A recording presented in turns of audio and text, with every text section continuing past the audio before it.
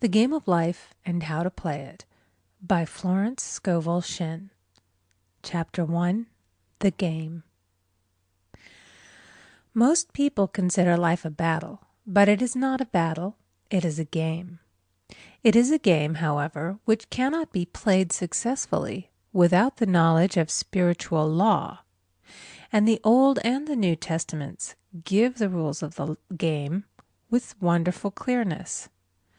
Jesus Christ taught that it was a great game of giving and receiving. Whatsoever a man soweth, that shall he also reap. This means that whatever man sends out in word or deed will return to him. What he gives, he will receive. If he gives hate, he will receive hate. If he gives love, he will receive love. If he gives criticism, he will receive criticism. If he lies, he will be lied to. If he cheats, he will be cheated. We are taught also that the imaging faculty plays a leading part in the game of life. Keep thy heart, or imagination, with all diligence, for out of it are the issues of life. Proverbs 4:23. This means that what man images sooner or later externalizes in his affairs. I know of a man who feared a certain disease. It was a very rare disease and difficult to get, but he pictured it continually and read about it until it manifested in his body, and he died, the victim of distorted imagination. So we see, to play successfully the game of life, we must train the imaging faculty. A person with an imaging faculty trained to image only good brings into his life every righteous desire of his heart. Health, wealth, love, friends, perfect self-expression, his highest ideals. The imagination has been called the scissors of the mind, and it is ever cutting, day by day, the pictures man sees there, and sooner or later he meets his own creations in his outer world. To train the imagination successfully, man must understand the workings of his mind. The Greeks said, "Know thyself."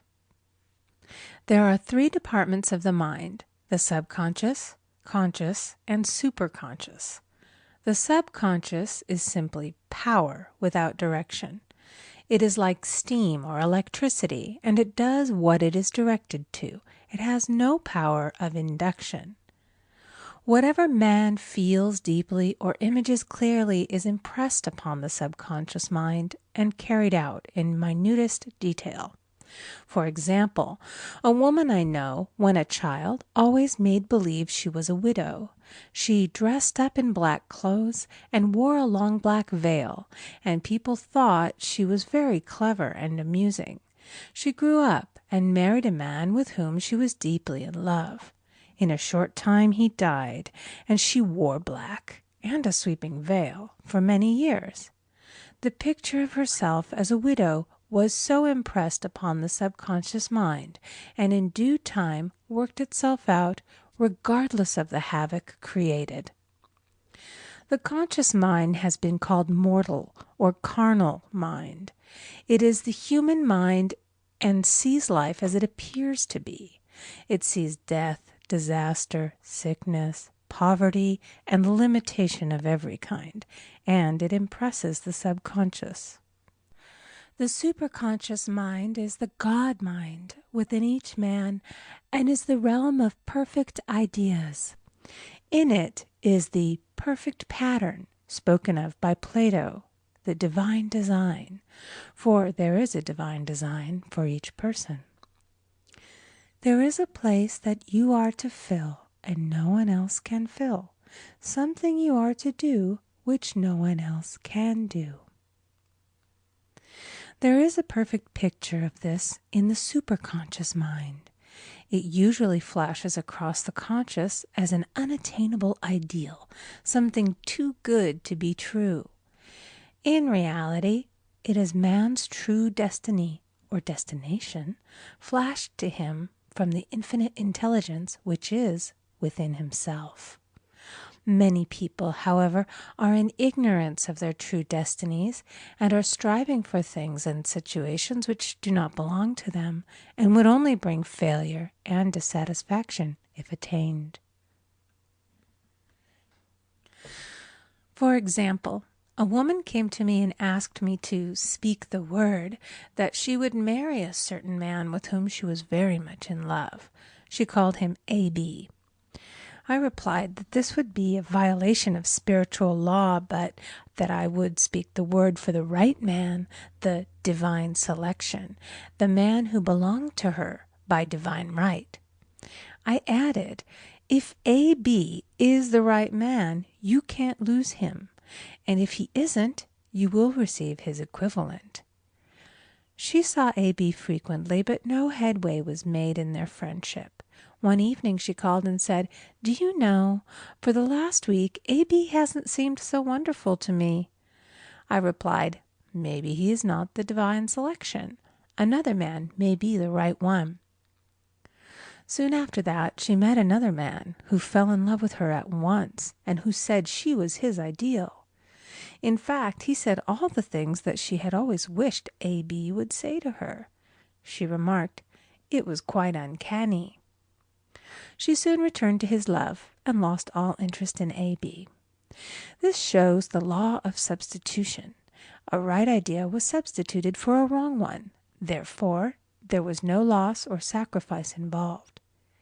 Jesus Christ said, "Seek ye first the kingdom of God and his righteousness, and all these things shall be added unto you."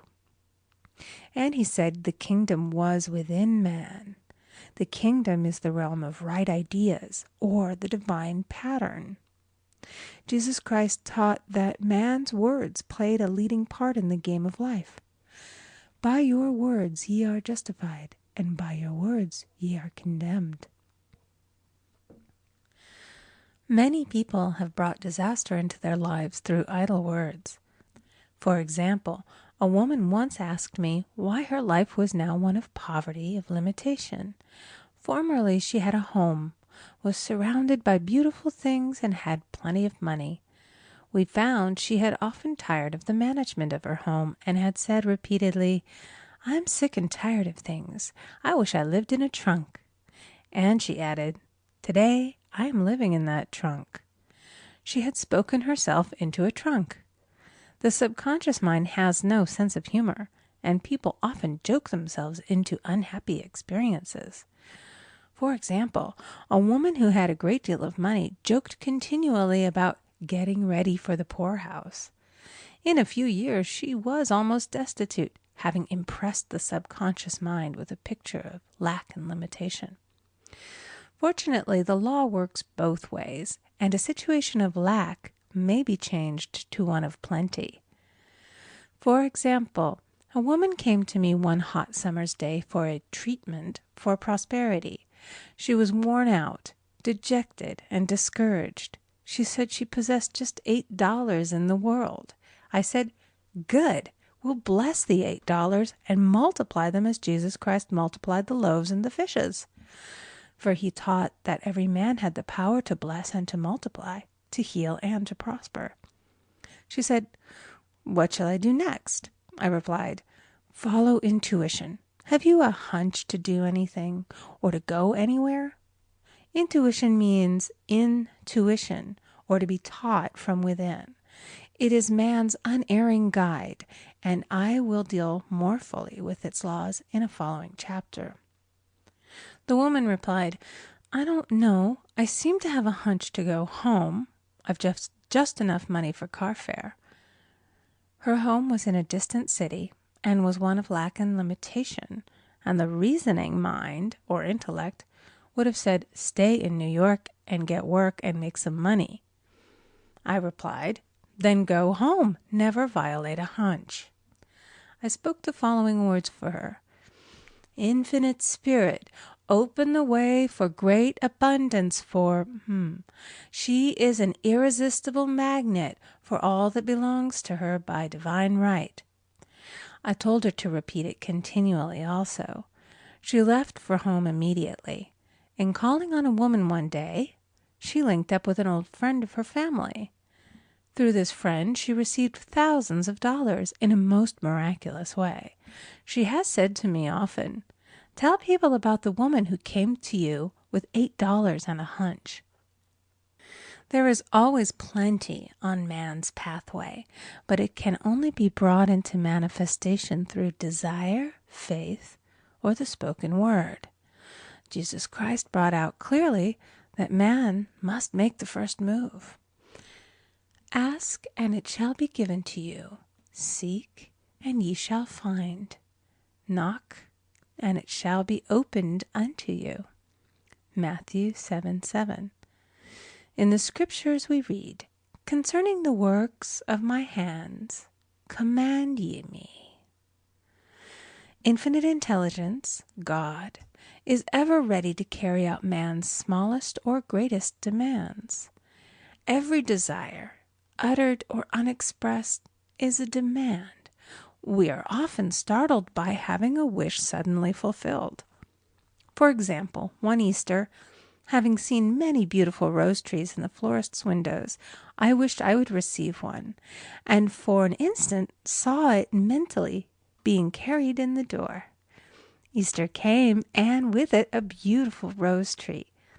I thanked my friend the following day and told her it was just what I had wanted.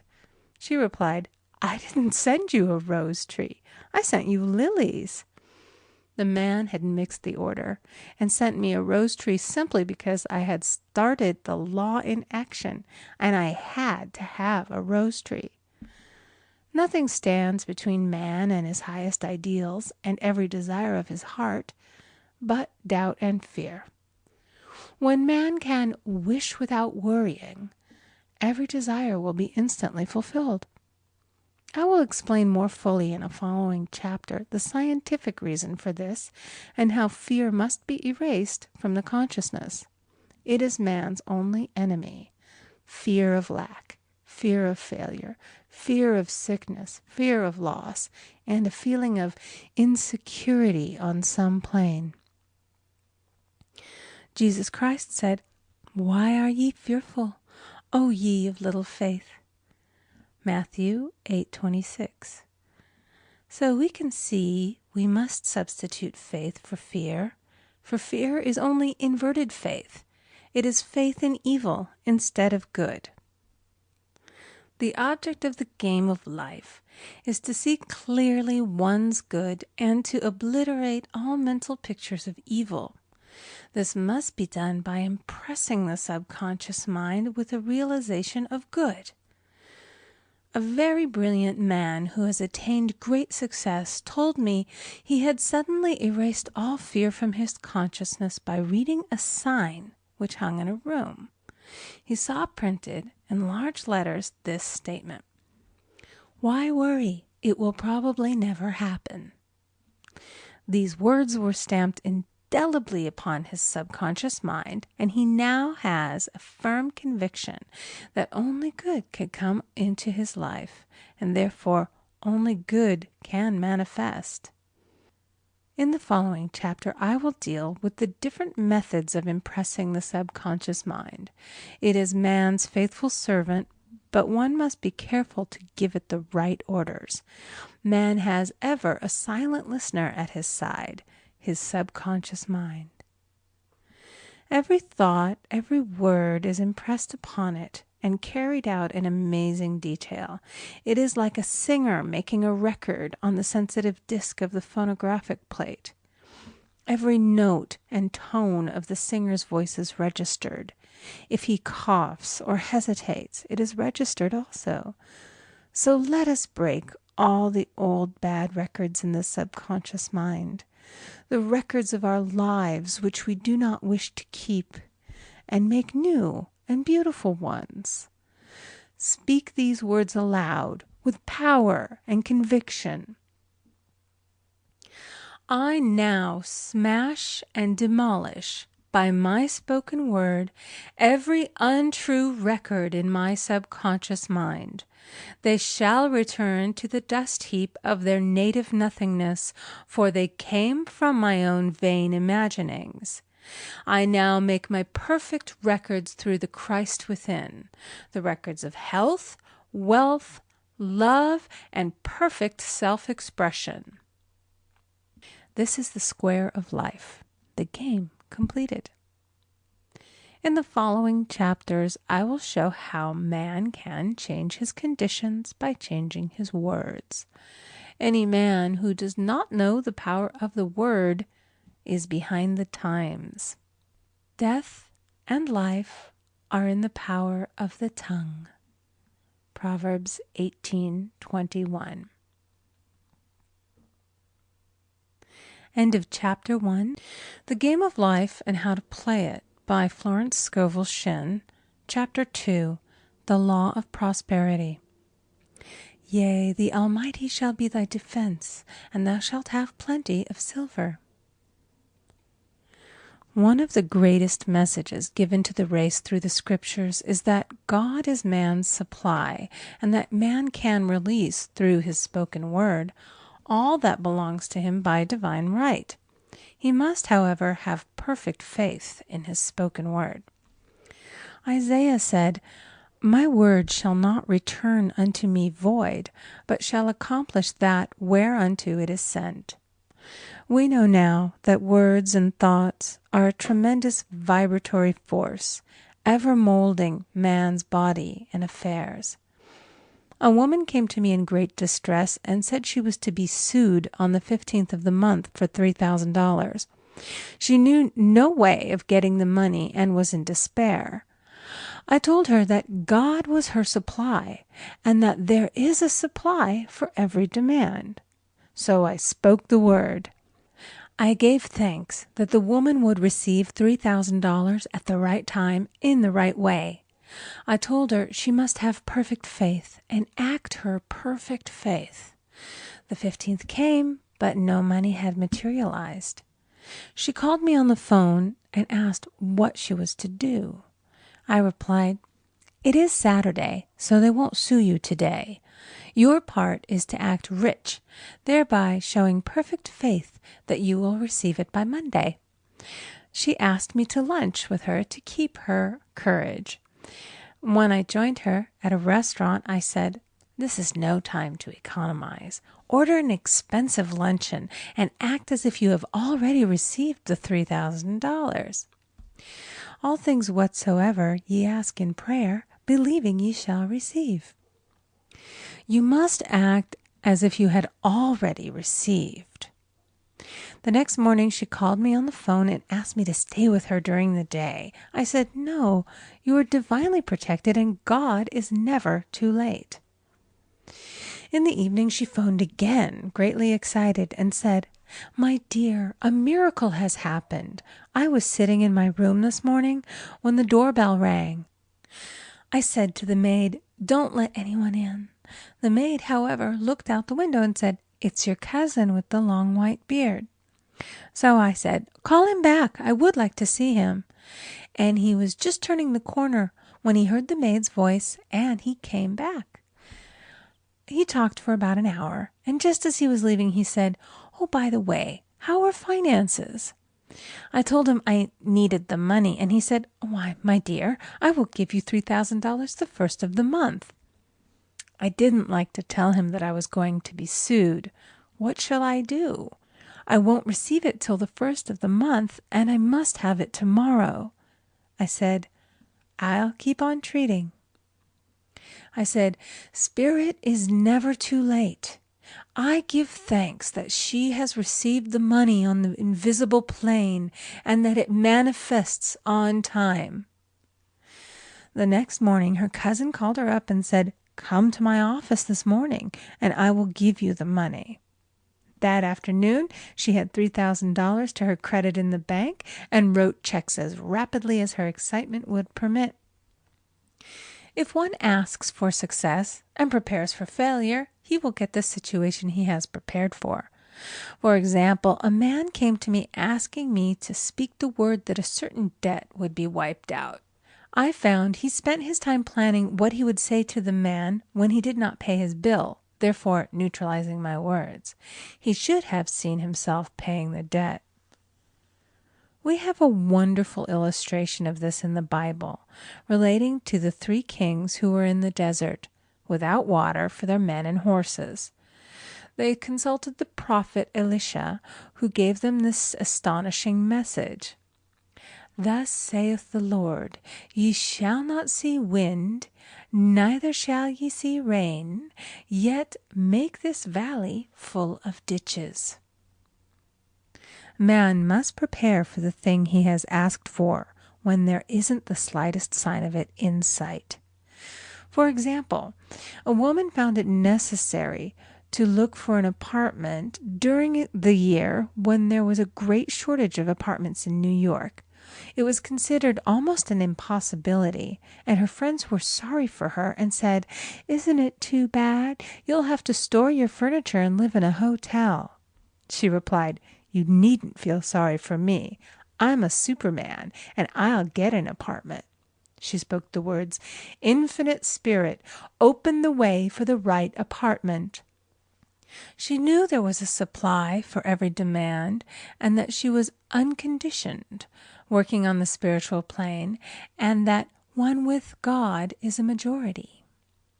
She had contemplated buying new blankets when the tempter, the adverse thought or reasoning mind, suggested, "Don't buy the blankets. Perhaps, after all, you won't get an apartment and you will have no use for them." Promptly she replied to herself, "I'll dig my ditches by buying the blankets." So she prepared for the apartment, acted as though she already had it. She found one in a miraculous way, and it was given to her although there were over 200 other applicants. The blankets showed active faith. It is needless to say that the ditches dug by the 3 kings in the desert were filled to overflowing. Read 2 Kings. Getting into the spiritual swing of things is no easy matter for the average person. The adverse thoughts of doubt and fear surge from the subconscious. They are the army of the aliens, which must be put to flight. This explains why it is so often darkest before the dawn. A big demonstration is usually preceded by tormenting thoughts. Having made a statement of high spiritual truth, one challenges the old beliefs in the subconscious, and error is exposed to be put out. This is the time when one must make his affirmations of truth repeatedly, and rejoice and give thanks that he has already received. "Before ye call, I shall answer." This means that every good and perfect gift is already man's, awaiting his recognition. Man can only receive what he sees himself receiving. The children of Israel were told that they could have all the land they could see. This is true of every man. He has only the land within his own mental vision. Every great work, every big accomplishment has been brought into manifestation through holding to the vision, and often just before the big achievement comes apparent failure and discouragement. The children of Israel, when they reached the promised land, were afraid to go in, for they said it was filled with giants who made them feel like grasshoppers. "And there we saw the giants, and we were in our own sight as grasshoppers." This is almost every man's experience. However, the one who knows spiritual law is undisturbed by appearance and rejoices while he is yet in captivity. That is, he holds to his vision and gives thanks that the end is accomplished. He has received. Jesus Christ gave a wonderful example of this. He said to his disciples, "Say not ye, there are yet 4 months, and then cometh the harvest? Behold, I say unto you, lift up your eyes, and look on the fields, for they are ripe already to harvest." His clear vision pierced the world of matter, and he saw clearly the fourth-dimensional world, things as they really are, perfect and complete in divine mind. So man must ever hold the vision of his journey's end and demand the manifestation of that which he has already received.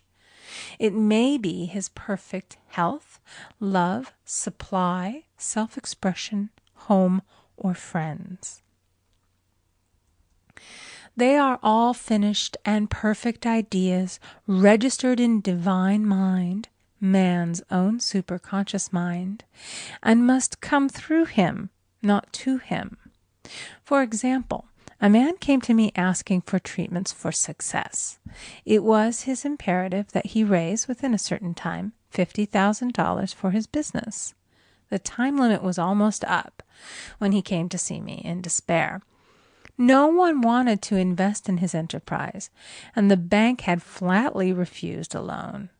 I replied, "I suppose you lost your temper while at the bank, therefore your power. You can control any situation if you first control yourself.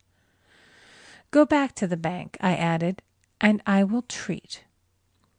My treatment was, "You are identified in love with the spirit of everyone connected with the bank.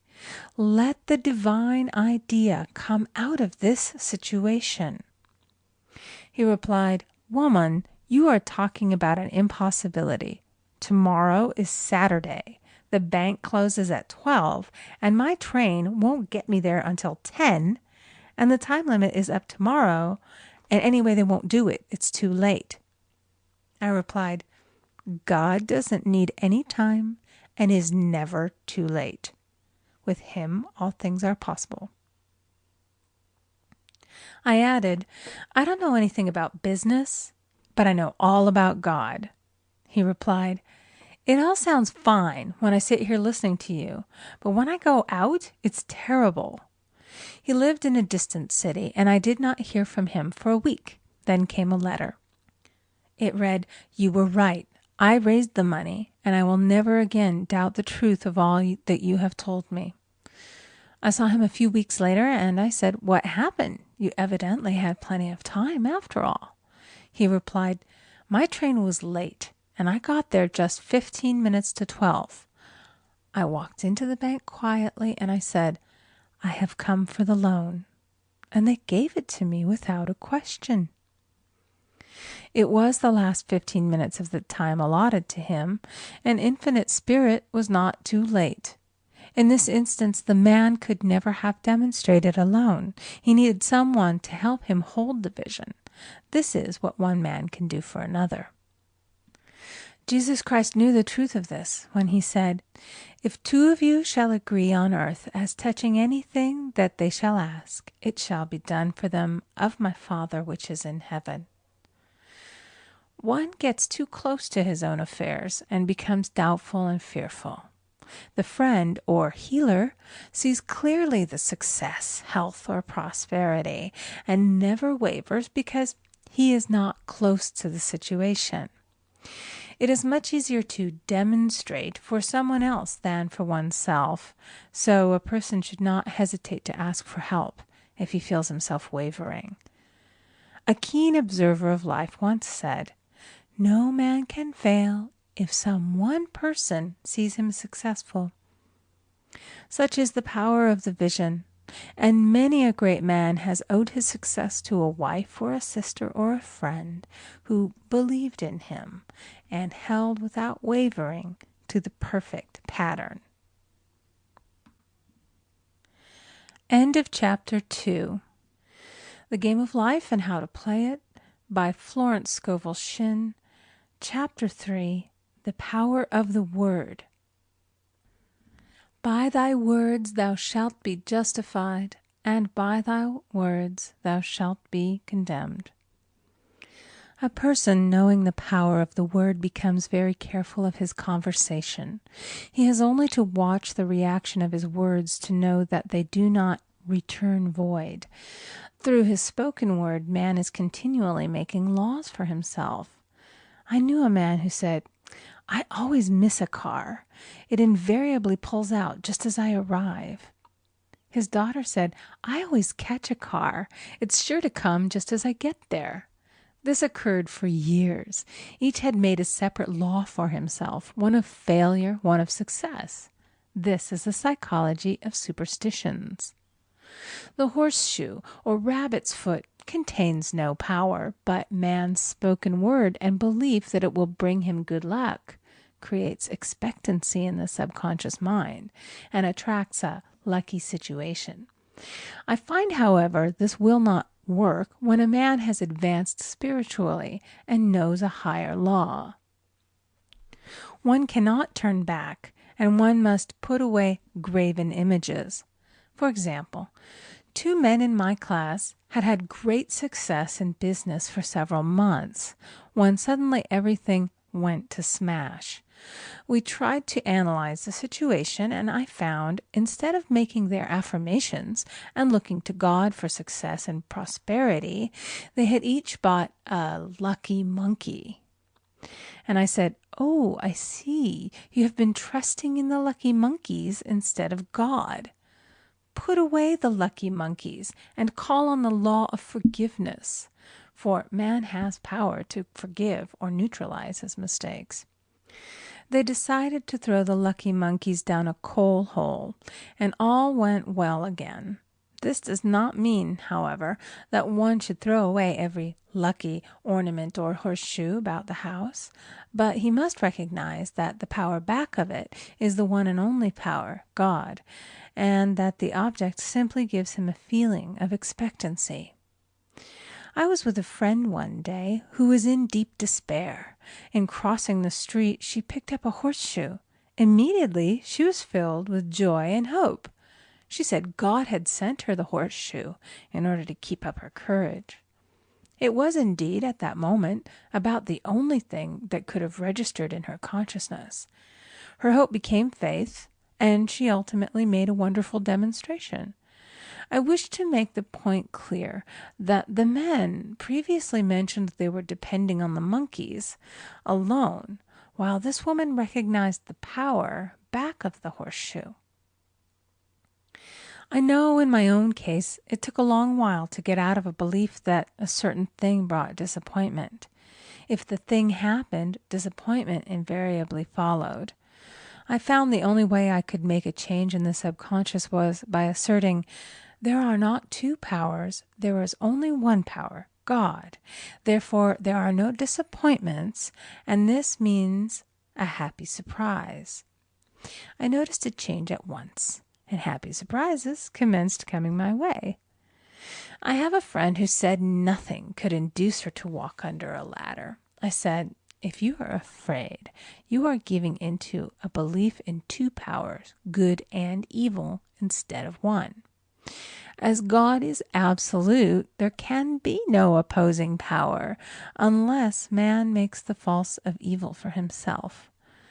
To show you believe in only one power, God, and that there is no power or reality in evil, walk under the next ladder you see.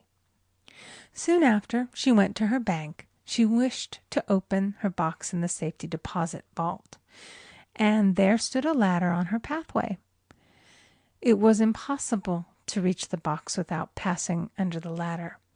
She quailed with fear and turned back. She could not face the lion on her pathway. However, when she reached the street, my words rang in her ears, and she decided to turn and walk under it. It was a big moment in her life, for ladders had held her in bondage for years. She retraced her steps to the vault, and the ladder was no longer there. This so often happens. If one is willing to do a thing that he is afraid to do, he does not have to. It is the law of non-resistance, which is so little understood. Someone has said that courage contains genius and magic. Face a situation fearlessly, and there is no situation to face. It falls away of its own weight. The explanation is that fear attracted the ladder on the woman's pathway, and fearlessness removed it. Thus, the invisible forces are ever working for the man who is always pulling the strings himself. though he does not know it. Owing to the vibratory power of words, whatever man voices, he begins to attract. People who continually speak of disease invariably attract it. After man knows the truth, he cannot be too careful of his words. For example, I have a friend who often says on the phone, "Do come to see me and have a fine old-fashioned chat." This old-fashioned chat means an hour of about 500 to 1,000 destructive words, the principal topics being loss, lack, failure, and sickness. I reply, "No, thank you. I've had enough old-fashioned chats in my life. They are too expensive, but I will be glad to have a new-fashioned chat and talk about what we want, not what we don't want."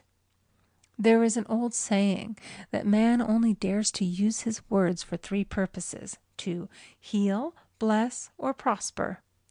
What man says of others will be said of him, and what he wishes for another he is wishing for himself. Curses like chickens come home to roost.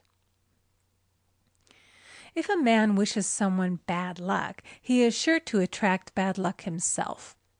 If he wishes to aid someone to success, he is wishing and aiding himself to success. The body may be renewed and transformed through the spoken word and clear vision, and disease be completely wiped out of the consciousness.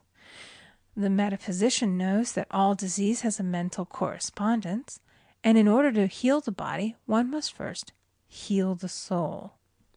The soul is the subconscious mind, and it must be saved from wrong thinking.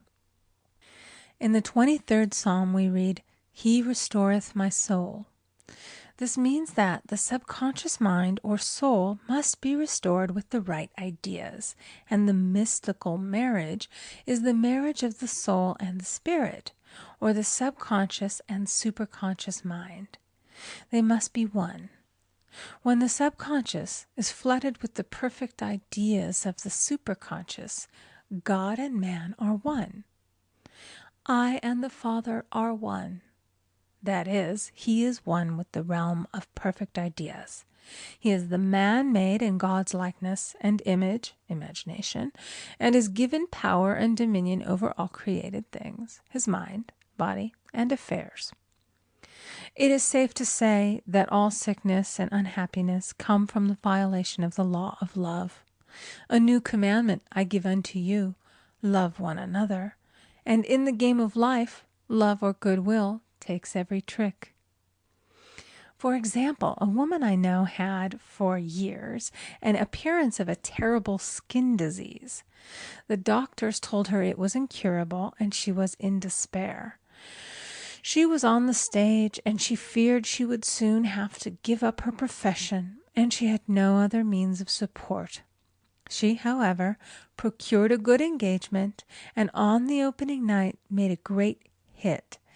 She received flattering notices from the critics, and was joyful and elated. The next day she received a notice of dismissal. A man in the cast had been jealous of her success and had caused her to be sent away. She felt hatred and resentment taking complete possession of her, and she cried out, "Oh God, don't let me hate that man." That night she worked for hours in the silence. She said, "I soon came into a very deep silence. I seemed to be at peace with myself, with the man, and with the whole world. I continued this for 2 following nights, and on the 3rd day I found I was healed completely of the skin disease." In asking for love or goodwill, she had fulfilled the law, for love is the fulfilling of the law, and the disease, which came from the subconscious resentment, was wiped out. Continual criticism produces rheumatism, as critical, inharmonious thoughts cause unnatural deposits in the blood which settle in the joints. False growths are caused by jealousy, hatred, unforgiveness, fear, etc. Every disease is caused by a mind not at ease. I said once in my class, "There is no use asking anyone, 'What's the matter with you?' We might as well just say, 'Who's the matter with you?'" Unforgiveness is the most prolific cause of disease. It will harden arteries or liver and affect the eyesight. In its train are endless ills. I called on a woman one day who said she was ill from having eaten a poisoned oyster. I replied, "Oh no, the oyster was harmless. You poisoned the oyster. What's the matter with you?" She answered, "Oh, about 19 people." She had quarreled with 19 people and had become so inharmonious that she attracted the wrong oyster. Any inharmony on the external indicates there is mental inharmony. As the within, so the without. Man's only enemies are within himself, and a man's foes shall be they of his own household. Personality is one of the last enemies to be overcome, as this planet is taking its initiation in love. It was Christ's message, peace on earth, goodwill toward man. The enlightened man, therefore, endeavors to perfect himself upon his neighbor.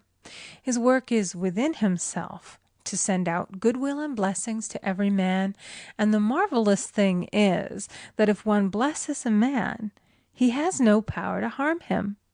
For example, a man came to me asking him to treat for success in business.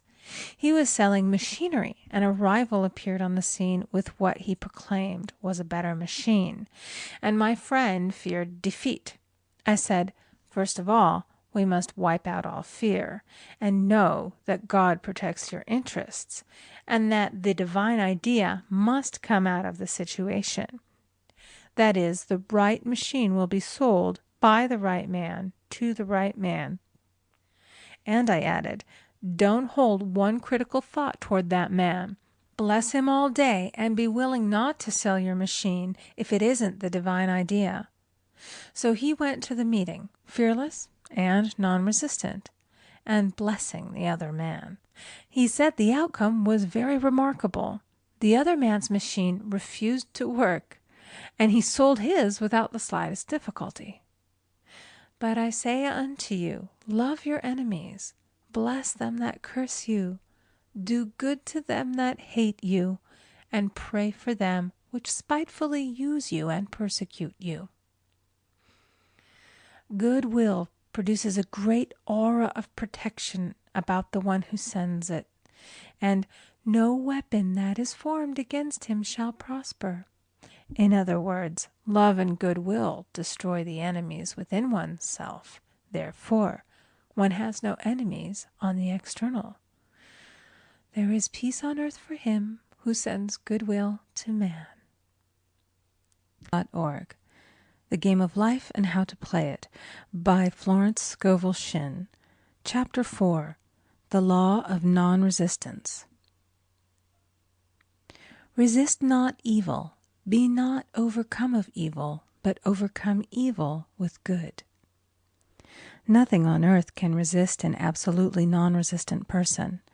The Chinese say that water is the most powerful element because it is perfectly non-resistant. It can wear away a rock and sleep away all before it. Jesus Christ said, "Resist not evil," for he knew in reality there is no evil, therefore nothing to resist. Evil has come of man's vain imagination, or a belief in two powers, good and evil.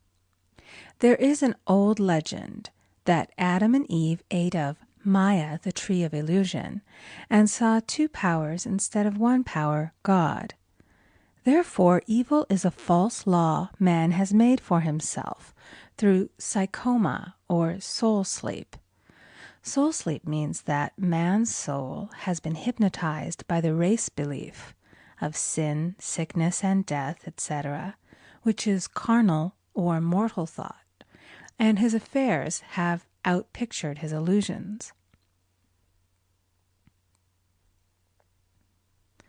We have read in a preceding chapter that man's soul is his subconscious mind, and whatever he feels deeply, good or bad, is outpictured by that faithful servant. His body and affairs show forth what he has been picturing. The sick man has pictured sickness, the poor man poverty, the rich man wealth. Young people often say, "Why does a little child attract illness when it is too young to even know what it means?" I answer that children are sensitive and receptive to the thoughts of others about them, and often outpicture the fears of their parents. I heard a metaphysician once say, "If you do not run your subconscious mind yourself, someone else will run it for you."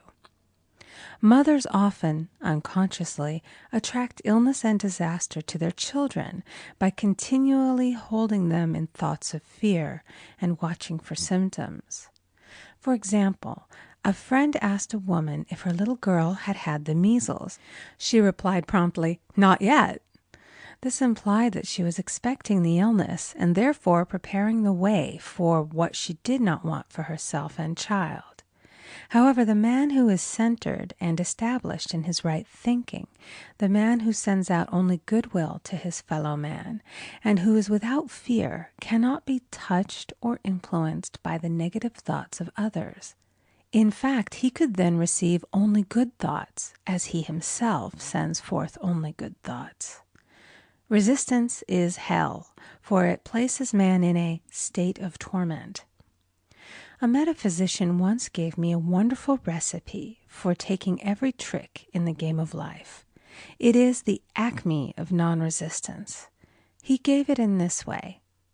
At one time in my life, I baptized children, and of course they had many names. Now I no longer baptize children, but I baptize events. But I give every event the same name.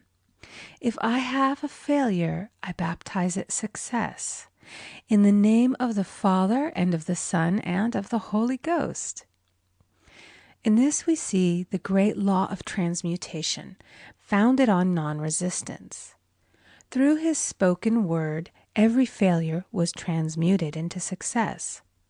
For example, a woman who required money, who knew the spiritual law of opulence, was thrown continually in a business way with a man who made her feel very poor. He talked lack and limitation, and she commenced to catch his poverty thoughts. So she disliked him and blamed him for her failure. She knew in order to demonstrate her supply, she must first feel that she had received. A feeling of opulence must precede its manifestation. It dawned upon her one day that she was resisting the situation and seeing two powers instead of one. So she blessed the man and baptized the situation. "Success," she affirmed. "As there is only one power, God, this man is here for my good and my prosperity," just what he did not seem to be there for. Soon after that she met, through this man, a woman who gave her, for a service rendered, several $1,000s, and the man moved to a distant city and faded harmoniously from her life. Make the statement, "Every man is a golden link in the chain of my good," for all men are God in manifestation, awaiting the opportunity given by man himself to serve the divine plan of his life. Bless your enemy, and you rob him of his ammunition. His arrows will be transmuted into blessings. This law is true of nations as well as individuals. Bless a nation, send love and goodwill to every inhabitant, and it is robbed of its power to harm. Man can only get the right idea of non-resistance through spiritual understanding. My students have often said, "I don't want to be a doormat." I reply, when you use non-resistance with wisdom, no one will ever be able to walk over you. Another example. One day I was impatiently awaiting an important telephone call. I resisted every call that came in and made no outgoing calls myself, reasoning that it might interfere with the one I was awaiting. Instead of saying, Divine ideas never conflict. The call will come at the right time. Leaving it to infinite intelligence to arrange, I commenced to manage things myself. I made the battle mine, not God's, and remained tense and anxious. The bell did not ring for about an hour, and I glanced at the phone and found the receiver had been off that length of time, and the phone was disconnected. My anxiety, fear, and belief in interference had brought on a total eclipse of the telephone. Realizing what I had done, I commenced blessing the situation at once. I baptized it success and affirmed, I cannot lose any call that belongs to me by divine right. I am under grace and not under law. A friend rushed out to the nearest telephone to notify the company to reconnect. She entered a crowded grocery, but the proprietor left his customers and attended to the call himself. My phone was connected at once, and 2 minutes later I received a very important call, and about an hour afterward, the one I had been awaiting. One's ships come in over a calm sea. So long as man resists a situation, he will have it with him. If he runs away from it, it will run after him. For example, I repeated this to a woman one day, and she replied, "How true that is! I was unhappy at home.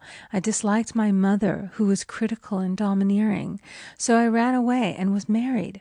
But I married my mother, for my husband was exactly like my mother, and I had the same situation to face again." Agree with thine adversary quickly.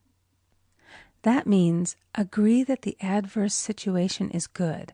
Be undisturbed by it, and it falls away of its own weight. None of these things move me is a wonderful affirmation. The inharmonious situation comes from some inharmony within man himself. When there is in him no emotional response to an inharmonious situation, it fades away forever from his pathway. So we see man's work is ever with himself. People have said to me, "Give treatments to change my husband or my brother." I reply, "No, I will give treatments to change you. When you change, your husband and your brother will change."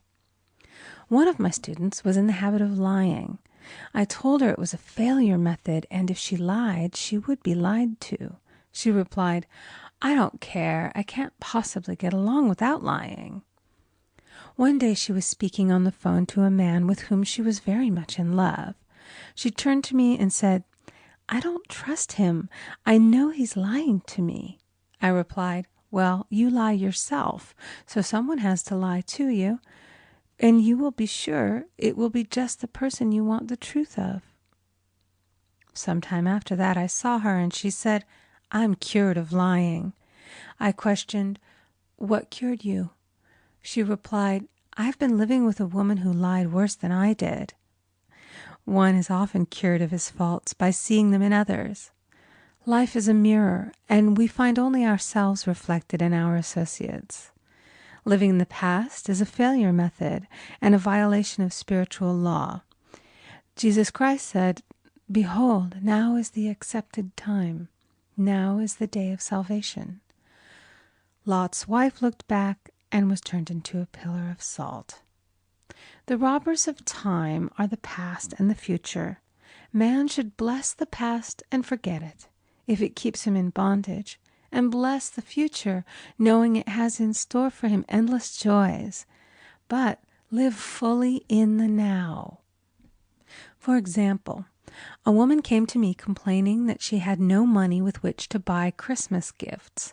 She said, "Last year was so different. I had plenty of money and gave lovely presents, and this year I scarcely have a cent."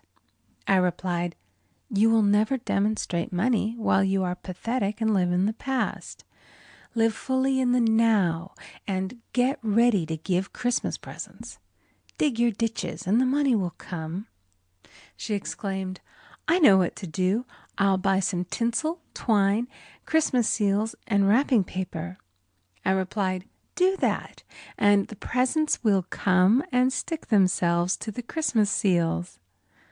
This, too, was showing financial fearlessness and faith in God, as the reasoning mind said, "Keep every cent you have, as you are not sure you will get any more." She bought her seals, paper, and twine, and a few days before Christmas received a gift of several $100s. Buying the seals and twine had impressed the subconscious with expectancy and opened the way for the manifestation of the money. She purchased all the presents in plenty of time. Man must live suspended in the moment. Look well, therefore, to this day. Such is the salutation of the dawn. He must be spiritually alert, ever waiting his leads, taking advantage of every opportunity. One day I said continually, silently, "Infinite Spirit, don't let me miss a trick." And something very important was told to me that evening. It is most necessary to begin the day with the right words. Make an affirmation immediately upon waking. For example, "Thy will be done this day. Today is a day of completion. I give thanks for this perfect day. Miracle shall follow miracle, and wonders shall never cease." Make this a habit, and one will see wonders and miracles come into his life. One morning I picked up a book and read, "Look with wonder at that which is before you." It seemed to be my message for the day, so I repeated it again and again. Look with wonder at that which is before you. At about noon, a large sum of money was given to me, which I had been desiring for a certain purpose. In the following chapter, I will give affirmations that I have found most effective. However, one should never use an affirmation unless it is absolutely satisfying and convincing to his own consciousness. And often an affirmative is changed to suit different people. For example, the following has brought success to many. "I have a wonderful work in a wonderful way. I give wonderful service for wonderful pay." I gave the first 2 lines to one of my students, and she added the last 2. It made a most powerful statement, as there should always be perfect payment for perfect service, and a rhyme sinks easily into the subconscious. She went about singing it aloud, and soon did receive wonderful work in a wonderful way, and gave wonderful service for wonderful pay. Another student, a businessman, took it and changed the word to business. He repeated, "I have a wonderful business in a wonderful way, and I give wonderful service for wonderful pay." That afternoon he made a $41,000 deal, though there had been no activity in his affairs for months. Every affirmation must be carefully worded and completely cover the ground. For example, I knew a woman who was in great need and made a demand for work. She received a great deal of work, but was never paid anything. She now knows to add wonderful service for wonderful pay. It is man's divine right to have plenty, more than enough. His barns should be full, and his cup should flow over. This is God's idea for man, and when man breaks down the barriers of lack in his own consciousness, the golden age will be his, and every righteous desire of his heart fulfilled. End of chapter 4. The Game of Life and How to Play It by Florence Scovel Shinn. Chapter 5. The Law of Karma and the Law of Forgiveness. Man receives only that which he gives. The game of life is a game of boomerangs. Man's thoughts, deeds, and words return to him sooner or later with astounding accuracy. This is the law of karma, which is Sanskrit for comeback. Whatsoever a man soweth, that shall he also reap. For example, a friend told me this story of herself, illustrating the law. She said, "I make all my karma on my aunt.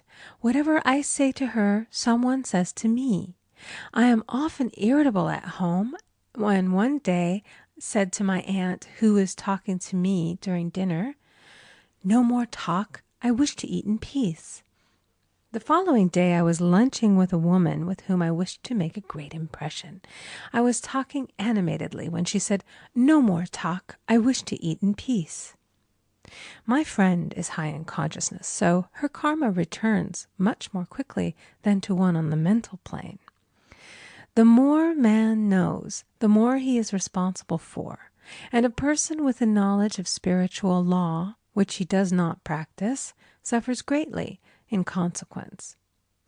The fear of the Lord, law, is the beginning of wisdom. If we read the word Lord, law, it will make many passages in the Bible much clearer.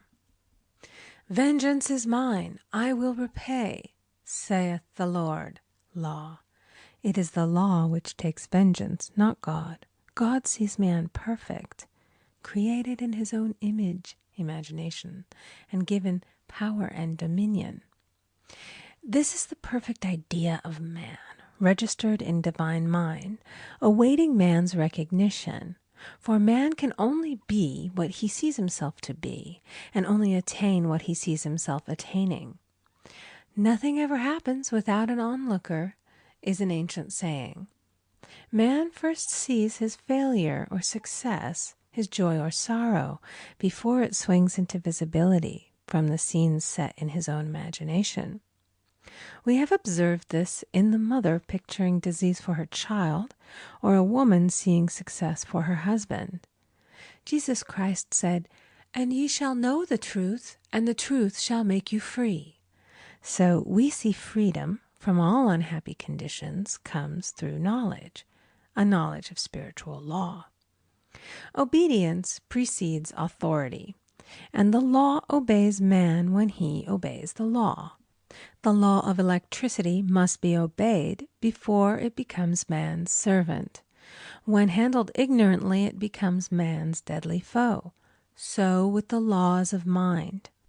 For example, a woman with a strong personal will wished she owned a house which belonged to an acquaintance, and she often made mental pictures of herself living in the house. In the course of time, the man died, and she moved into the house. Several years afterwards, coming into the knowledge of spiritual law, she said to me, "Do you think I had anything to do with that man's death?" I replied, "Yes, your desire was so strong, everything made way for it. But you paid your karmic debt. Your husband, whom you loved devotedly, died soon after, and the house was a white elephant on your hands for many years." The original owner, however, could not have been affected by her thoughts had he been positive in the truth, nor her husband, but they were both under karmic law. The woman should have said, feeling the great desire for the house, "Infinite intelligence, give me the right house, equally as charming as this, the house which is mine by divine right." The divine selection would have given perfect satisfaction and brought good to all. The divine pattern is the only safe pattern to work by. Desire is a tremendous force and must be directed in the right channels, or chaos ensues. In demonstrating, the most important step is the first step, to ask aright. Man should always demand only that which is his by divine right. To go back to the illustration, had the woman taken this attitude, "If this house I desire is mine, I cannot lose it. If it is not, give me its equivalent," the man might have decided to move out harmoniously had it been the divine selection for her, or another house would have been substituted. Anything forced into manifestation through personal will is always ill-got and has ever bad success. Man is admonished, "My will be done, not thine." And the curious thing is, man always gets just what he desires when he does relinquish all personal will, thereby enabling infinite intelligence to work through him. "Stand ye still and see the salvation of the Lord," law. For example, a woman came to me in great distress. Her daughter had determined to take a very hazardous trip, and the mother was filled with fear. She said she had used every argument, had pointed out the dangers to be encountered, had forbidden her to go, but the daughter became more and more rebellious and determined. I said to the mother, "You are forcing your personal will upon your daughter, which you have no right to do, and your fear of the trip is only attracting it, for man attracts what he fears." I added, "Let go and take your mental hands off. Put it in God's hands and use this statement: I put this situation in the hands of infinite love and wisdom. If this trip is the divine plan, I bless it and no longer resist. But if it is not divinely planned, I give thanks that it is now dissolved and dissipated." A day or two after that, her daughter said to her, "Mother, I have given up the trip," and the situation returned to its native nothingness. It is learning to stand still which seems so difficult for man. I will deal more fully with this law in the chapter on non-resistance. I will give another example of sowing and reaping, which came in the most curious way. A woman came to me saying she had received a counterfeit $20 bill given to her at the bank. She was much disturbed, for, she said, "The people at the bank will never acknowledge their mistake." I replied, "Let us analyze the situation and find out why you attracted it." She thought a few moments and exclaimed, "I know it. I sent a friend a lot of stage money just for a joke." So the law had sent her some stage money, for it doesn't know anything about jokes. I said, "Now we will call on the law of forgiveness and neutralize the situation." Christianity is founded upon the law of forgiveness. Christ has redeemed us from the curse of the karmic law, and the Christ within each man is his redeemer and salvation from all inharmonious conditions. So I said, "Infinite Spirit, we call on the law of forgiveness and give thanks that she is under grace and not under law, and cannot lose this $20, which is hers by divine right." "Now," I said, "go back to the bank and tell them, fearlessly, that it was given you there by mistake." She obeyed, and, to her surprise, they apologized and gave her another bill, treating her most courteously. So knowledge of the law gives man power to rub out his mistakes. Man cannot force the external to be what he is not. If he desires riches, he must be rich first in consciousness. For example, a woman came to me asking treatment for prosperity. She did not take much interest in her household affairs, and her home was in great disorder. I said to her, "If you wish to be rich, you must be orderly. All men with great wealth are orderly, and order is heaven's first law." I added, "You will never become rich with a burnt match in the pincushion." She had a good sense of humor and commenced immediately putting her house in order. She rearranged furniture, straightened out her bureau drawers, cleaned rugs, and soon made a big financial demonstration, a gift from a relative. The woman herself became made over and keeps herself keyed up financially by being ever watchful of the external and expecting prosperity, knowing God is her supply. Many people are in ignorance of the fact that gifts and things are investments, and that hoarding and saving invariably lead to loss. "There is that scattereth, and yet increaseth. There is that withholdeth more than is meet, but it tendeth to poverty." For example, I knew a man who wanted to buy a fur-lined overcoat. He and his wife went to various shops, but there was none he wanted. He said they were all too cheap-looking. At last he was shown one the salesman said was valued at $1,000, but which the manager would sell him for $500, as it was late in the season. His financial possessions amounted to about $700. The reasoning mind would have said, "You can't afford to spend nearly all you have on a coat." but he was very intuitive and never reasoned. He turned to his wife and said, "If I get this coat, I'll make a ton of money." So his wife consented, weakly. About a month later, he received a $10,000 commission. The coat made him feel so rich, it linked him with success and prosperity. Without the coat, he would not have received the commission. It was an investment paying large dividends. If man ignores these leadings to spend or to give, the same amount of money will go in an uninteresting or unhappy way. For example, a woman told me on Thanksgiving Day she informed her family that they could not afford a Thanksgiving dinner. She had the money, but decided to save it. A few days later, someone entered her room and took from the bureau drawer the exact amount the dinner would have cost. The law always stands back of the man who spends fearlessly with wisdom. For example, one of my students was shopping with her little nephew. The child clamored for a toy, which she told him she could not afford to buy.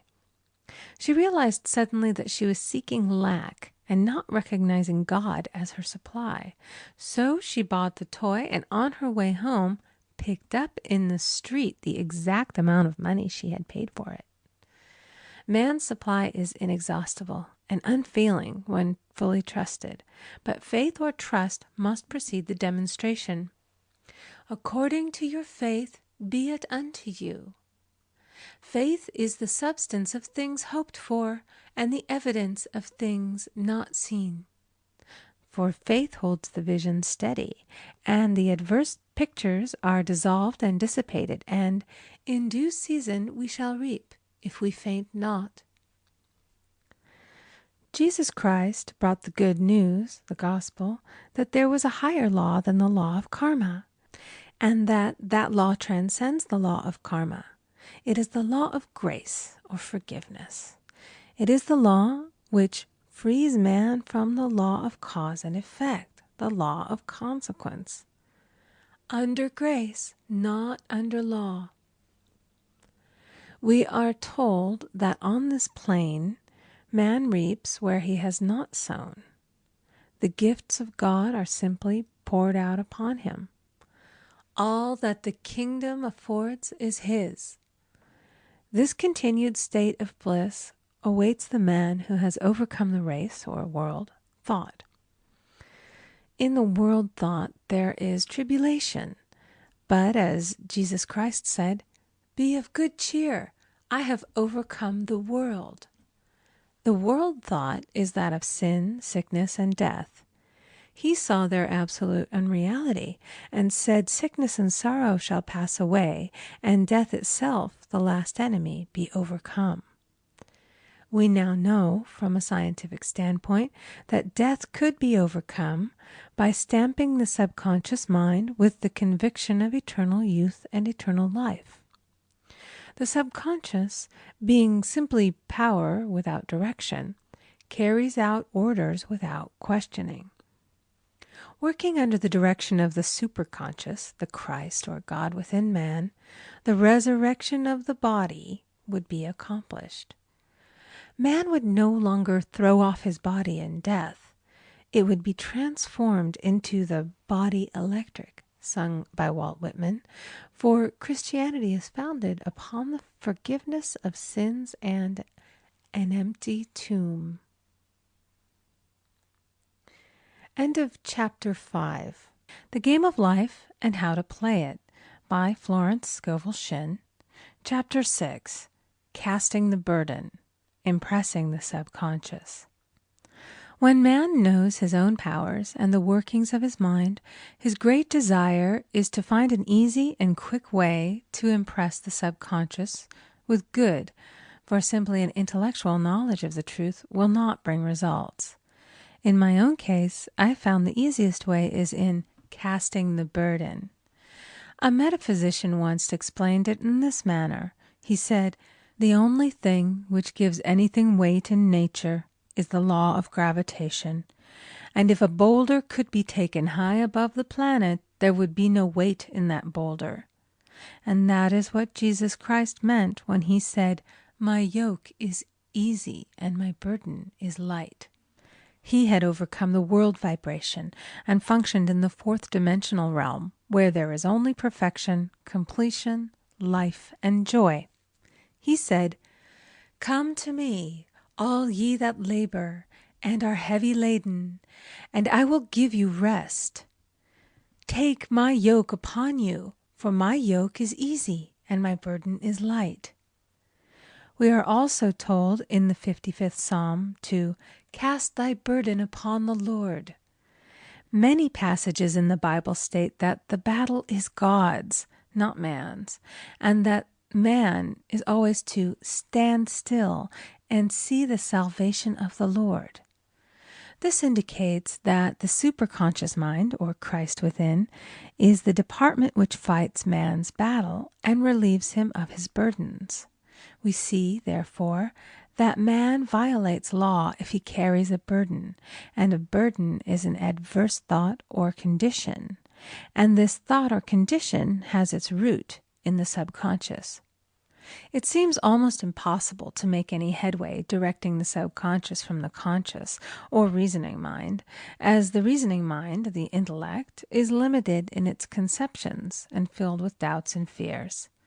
How scientific is it, then, to cast the burden upon the superconscious mind, or Christ within, where it is made light or dissolved into its native nothingness? For example, a woman in urgent need of money may light upon the Christ within, the superconscious, with the statement, "I cast this burden of lack on the Christ within, and I go free to have plenty."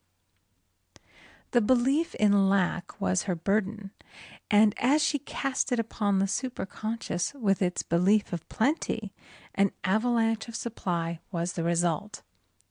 We read, "The Christ in you, the hope of glory." Another example. One of my students had been given a new piano, and there was no room in her studio for it until she had moved out the old one. She was in a state of perplexity. She wanted to keep the old piano, but knew of no place to send it. She became desperate, as the new piano was to be sent immediately. In fact, was on its way, with no place to put it. She said it came to her to repeat, "I cast this burden on the Christ within, and I go free." A few minutes later, her phone rang, and a woman friend asked if she might rent her old piano, and it was moved out. A few minutes before, the new one arrived. I knew a woman whose burden was resentment. She said, "I cast this burden of resentment on the Christ within, and I go free to be loving, harmonious, and happy." The almighty superconscious flooded the subconscious with love, and her whole life was changed. For years, resentment had held her in a state of torment and imprisoned her soul, the subconscious mind. The statement should be made over and over and over, sometimes for hours at a time, silently or audibly, with quietness but determination. I have often compared it to winding up a Victrola. We must wind ourselves up with spoken words. I have noticed in casting the burden, after a little while, one seems to see clearly. It is impossible to have clear vision while in the throes of carnal mind. Doubts and fear poison the mind and body, and imagination runs riot, attracting disaster and disease. In steadily repeating the affirmation, "I cast this burden on the Christ within and go free," the vision clears, and with it a feeling of relief, and sooner or later comes the manifestation of good, be it health, happiness, or supply. One of my students once asked me to explain the darkness before the dawn. I referred in a preceding chapter to the fact that often, before the big demonstration, everything seems to go wrong, and deep depression clouds the consciousness. It means that out of the subconscious are rising the doubts and fears of the ages. These old derelicts of the subconscious rise to the surface to be put out. It is then that man should clap his cymbals, like Jehoshaphat, and give thanks that he is saved, even though he seems surrounded by the enemy, the situation of lack or disease. The student continued, "How long must one remain in the dark?" And I replied, "Until one can see in the dark. And casting the burden enables one to see in the dark." In order to impress the subconscious, active faith is always essential. Faith without works is dead. In these chapters, I have endeavored to bring out this point. Jesus Christ showed active faith when he commanded the multitude to sit down on the ground before he gave thanks for the loaves and the fishes. I will give another example showing how necessary this step is. In fact, active faith is the bridge over which man passes to his promised land. Through misunderstanding, a woman had been separated from her husband, whom she loved deeply. He refused all offers of reconciliation and would not communicate with her in any way. Coming into the knowledge of spiritual law, she denied the appearance of separation. She made this statement: "There is no separation in divine mind. Therefore, I cannot be separated from the love and companionship which are mine by divine right." She showed active faith by arranging a place for him at the table every day, thereby impressing the subconscious with a picture of his return. Over a year passed, but she never wavered, and one day he walked in. The subconscious is often impressed through music. Music has a fourth-dimensional quality and releases the soul from imprisonment. It makes wonderful things seem possible and easy of accomplishment. I have a friend who uses her Victrola daily for this purpose. It puts her in perfect harmony and releases the imagination. Another woman often dances while making her affirmations. The rhythm and harmony of music and motion carry her words forth with tremendous power. The student must remember also not to despise the day of small things. Invariably, before a demonstration come signs of land. Before Columbus reached America, he saw birds and twigs, which showed him land was near. So it is with a demonstration, but often the student mistakes it for the demonstration itself and is disappointed. For example, a woman had spoken the word for a set of dishes. Not long afterwards, a friend gave her a dish which was old and cracked. She came to me and said, "Well, I asked for a set of dishes, and all I got was a cracked plate." I replied, "The plate was only signs of land. It shows your dishes are coming. Look upon it as birds and seaweed." And not long afterwards, the dishes came. Continually making believe impresses the subconscious. If one makes believe he is rich and makes believe he is successful, in due time he will reap. Children are always making believe, and "Except ye be converted and become as little children, ye shall not enter the kingdom of heaven." For example, I know of a woman who was very poor, but no one could make her feel poor. She earned a small amount of money from rich friends who constantly reminded her of her poverty and to be careful and saving. Regardless of their admonitions, she would spend all her earnings on a hat or make someone a gift and be in a rapturous state of mind. Her thoughts were always centered on beautiful clothes and rings and things, but without envying others. She lived in the world of the wondrous, and only riches seemed real to her. Before long, she married a rich man, and the rings and things became visible. I do not know whether the man was the divine selection, but opulence had to manifest in her life, as she had imaged only opulence. There is no peace or happiness for man until he has erased all fear from the subconscious. Fear is misdirected energy and must be redirected or transmuted into faith. Jesus Christ said, "Why are ye fearful? O ye of little faith. All things are possible to him that believeth. I am asked so often by my students, how can I get rid of fear? I replied, by walking up to the thing you are afraid of. The lion takes its fierceness from your fear. Walk up to the lion, and he will disappear. Run away, and he runs after you.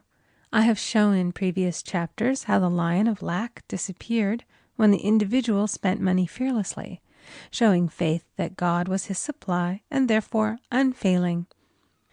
Many of my students have come out of the bondage of poverty and are now bountifully supplied through losing all fear of letting money go out. The subconscious is impressed with the truth that God is the giver and the gift. Therefore, as one is one with the giver, he is one with the gift. A splendid statement is, I now thank God the giver for God the gift. Man has so long separated himself from his good and his supply, through thoughts of separation and lack, that sometimes it takes dynamite to dislodge these false ideas from the subconscious, and the dynamite is a big situation. We see in the foregoing illustration how the individual was freed from his bondage by showing fearlessness. Man should watch himself hourly to detect if his motive for action is fear or faith. Choose ye this day whom we shall serve, fear or faith. Perhaps one's fear is of personality. Then do not avoid the people feared. Be willing to meet them cheerfully, and they will either prove golden links in the chain of one's good, or disappear harmoniously from one's pathway. Perhaps one's fear is of disease or germs. Then one should be fearless and undisturbed in a germ-laden situation, and he would be immune. One can only contract germs while vibrating at the same rate as the germ, and fear drags men down to the level of the germ. Of course, the disease-laden germ is the product of carnal mind, as all thought must objectify. Germs do not exist in the superconscious or divine mind, therefore are the products of man's vain imagination. In the twinkling of an eye, man's release will come when he realizes there is no power in evil. The material world will fade away, and the fourth dimensional world, the world of the wondrous, will swing into manifestation. And I saw a new heaven and a new earth, and there shall be no more death, neither sorrow nor crying, neither shall there be any more pain, for the former things are passed away. End of chapter 6. The Game of Life and How to Play It by Florence Scovel Shinn. Chapter 7. Love. Every man on this planet is taking his initiation in love. A new commandment I give unto you, that ye love one another. Ouspensky states in Tertium Organum that love is a cosmic phenomenon and opens to man the fourth dimensional world, the world of the wondrous. Real love is selfish and free from fear.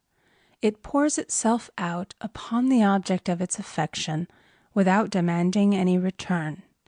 Its joy is in the joy of giving. Love is God in manifestation and the strongest magnetic force in the universe. Pure, unselfish love draws to itself its own. It does not need to seek or demand. Scarcely anyone has the faintest conception of real love. Man is selfish, tyrannical, or fearful in his affections, thereby losing the things he loves. Jealousy is the worst enemy of love, for the imagination runs riot, seeing the loved one attracted to another, and invariably these fears objectify if they are not neutralized. For example, a woman came to me in deep distress.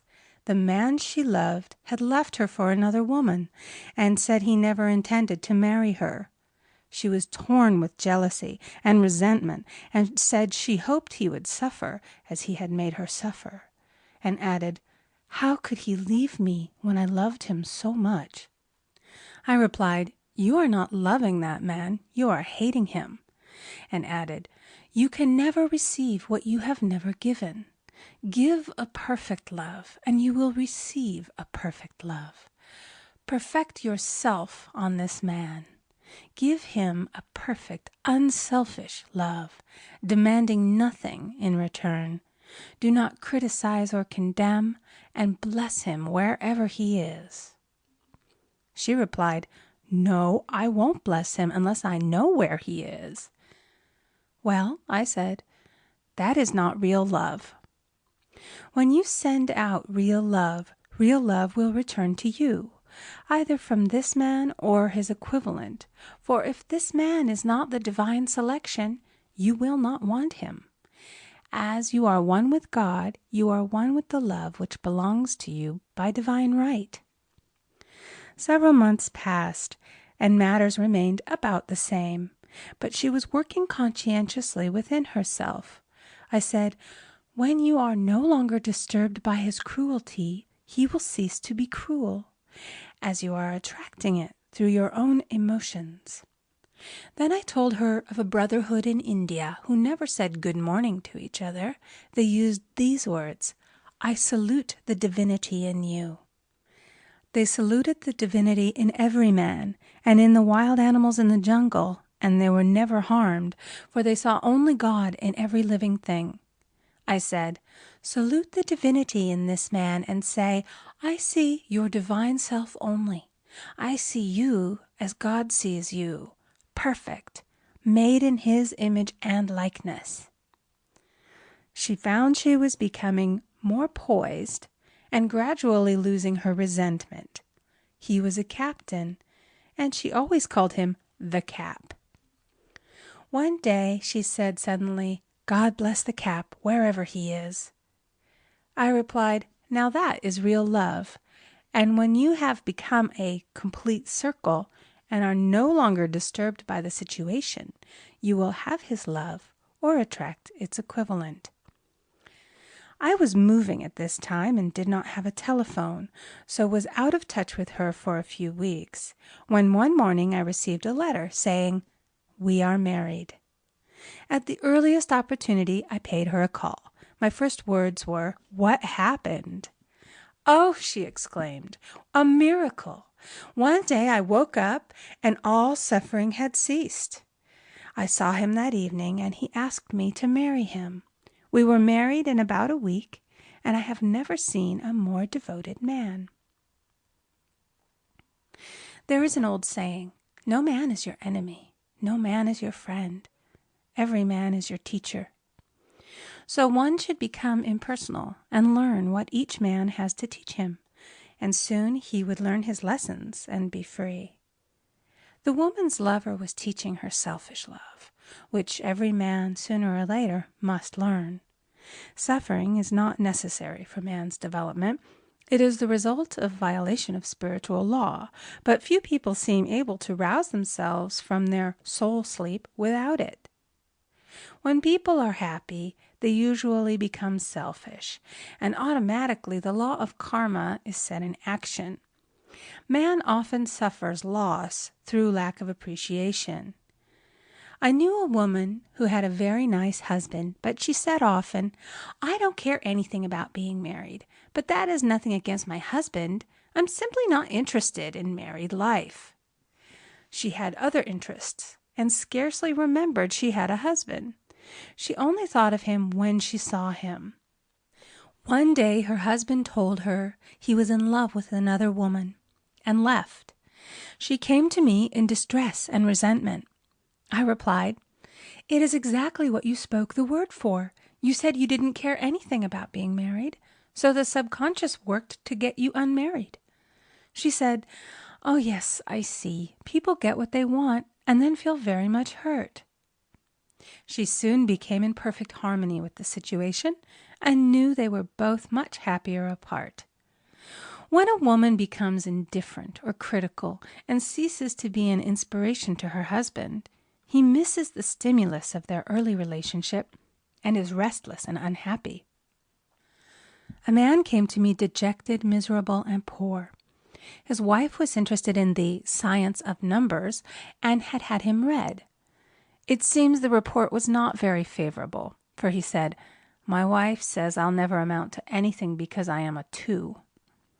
I replied, "I don't care what your number is. You are a perfect idea in divine mind, and we will demand the success and prosperity which are already planned for you by that infinite intelligence."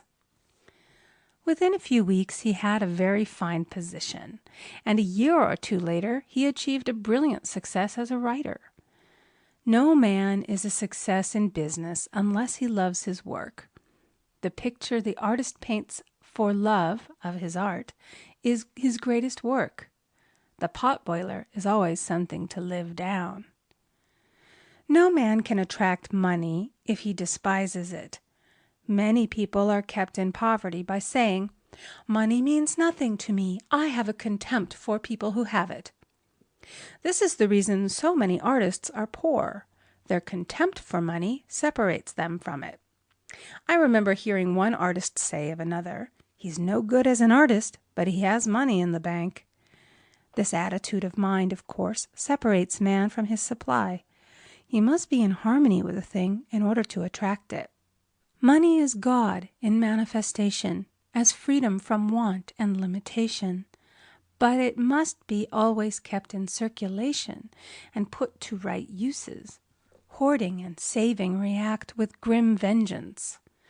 This does not mean that man should not have houses and lots, stocks and bonds, for "the barns of the righteous man shall be full." It means that man should not hoard even the principal if an occasion arises when money is necessary. In letting it go out fearlessly and cheerfully, he opens the way for more to come in, for God is man's unfailing and unexhaustible supply. This is the spiritual attitude towards money, and the great bank of the universal never fails. We see an example of hoarding in the film production of Greed. The woman won $5,000 in a lottery, but would not spend it. She hoarded and saved, let her husband suffer and starve, and eventually she scrubbed floors for a living. She loved the money itself and put it above everything, and one night she was murdered and the money taken from her. This is an example of where love of money is the root of all evil. Money in itself is good and beneficial, but used for destructive purposes, hoarded and saved, or considered more important than love, brings disease and disaster and the loss of the money itself. Follow the path of love, and all things are added, for God is love, and God is supply. Follow the path of selfishness and greed, and the supply vanishes, or man is separated from it. For example, I knew the case of a very rich woman who hoarded her income. She rarely gave anything away, but bought and bought and bought things for herself. She was very fond of necklaces, and a friend once asked her how many she possessed. She replied, 67. She bought them and put them away, carefully wrapped in tissue paper. Had she used the necklaces, it would have been quite legitimate, but she was violating the law of use. Her closets were filled with clothes she never wore and jewels which never saw the light. The old woman's arms were gradually becoming paralyzed from holding on to things, and eventually she was considered incapable of looking after her affairs, and her wealth was handed over to others to manage. So man, in ignorance of the law, brings about his own destruction.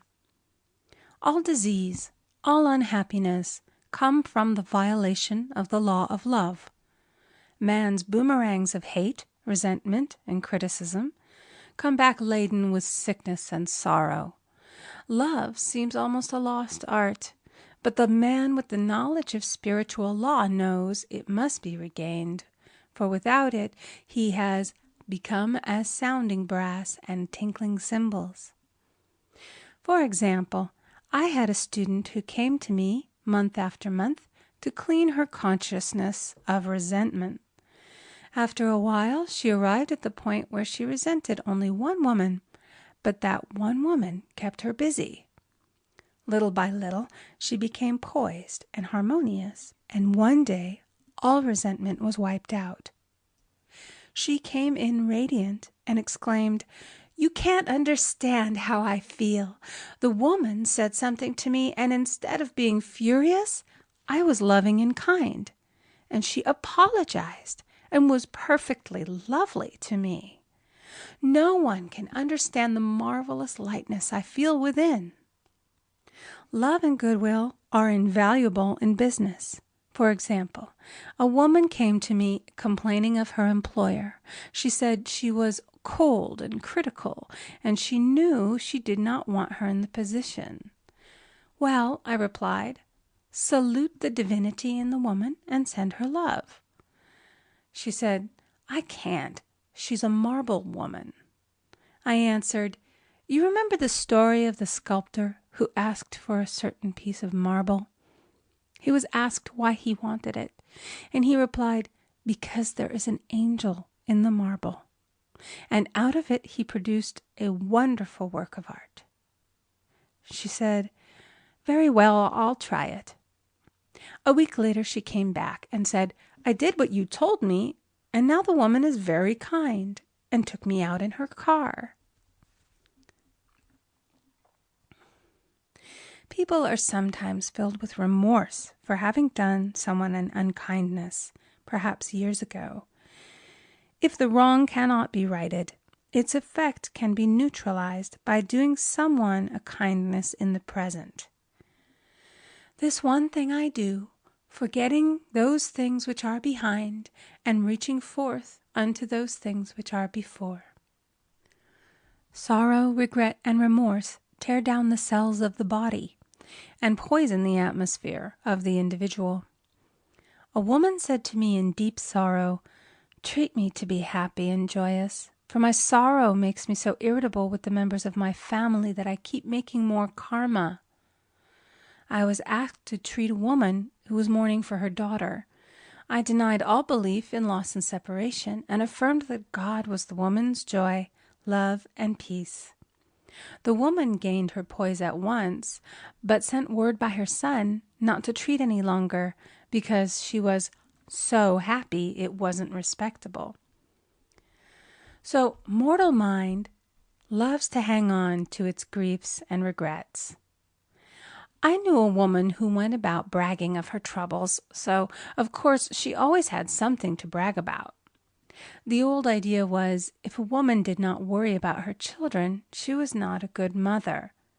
Now we know that mother fear is responsible for many of the diseases and accidents which come into the lives of children. For fear pictures vividly the disease or situation feared, and these pictures objectify if not neutralized. Happy is the mother who can say sincerely that she puts her child in God's hands and therefore knows that he is divinely protected. For example, a woman awoke suddenly in the night, feeling her brother was in great danger. Instead of giving in to her fears, she commenced making statements of truth, saying, "Man is a perfect idea in divine mind and is always in his right place. Therefore, my brother is in his right place and is divinely protected." The next day, she found that her brother had been in close proximity to an explosion in a mine, but had miraculously escaped. So man is his brother's keeper, in thought, and every man should know that the thing he loves dwells in the secret place of the Most High and abides under the shadow of the Almighty. "There shall no evil befall thee, neither shall any plague come nigh thy dwelling. Perfect love casteth out fear. He that feareth is not made perfect in love. And love is the fulfilling of the law." End of chapter. The game of life and How to Play It by Florence Scovel Shinn. Chapter 8, Intuition or Guidance. In all thy ways acknowledge him, and he shall direct thy paths. There is nothing too great of accomplishment for the man who knows the power of his word, and who follows his intuitive leads. By the word he starts in action unseen forces, and can rebuild his body or remold his affairs. It is, therefore, of the utmost importance to choose the right words, and the student carefully selects the affirmation he wishes to catapult into the invisible. He knows that God is his supply, and that there is a supply for every demand, and that his spoken word releases this supply. Ask, and ye shall receive. Man must make the first move. Draw nigh to God, and he will draw nigh to you. I have often been asked just how to make a demonstration. I reply, speak the word, and then do not do anything until you get a definite lead. Demand the lead, saying, Infinite Spirit, reveal to me the way. Let me know if there's anything for me to do. The answer will come through intuition, or hunch, a chance remark from someone, or a passage in a book, etc., etc. The answers are sometimes quite startling in their exactness. For example, a woman desired a large sum of money. She spoke the words, Infinite Spirit, open the way for my immediate supply. Let all that is mine by divine right now reach me in great avalanches of abundance. Then she added, give me a definite lead. Let me know if there is anything for me to do. The thought came quickly. Give a certain friend, who had helped her spiritually, $100. She told her friend, who said, wait and get another lead before giving it. So she waited, and that day met a woman who said to her, I gave someone $1 today. It was just as much for me as it would be for you to give someone 100. This was indeed an unmistakable lead, so she knew she was right in giving the $100.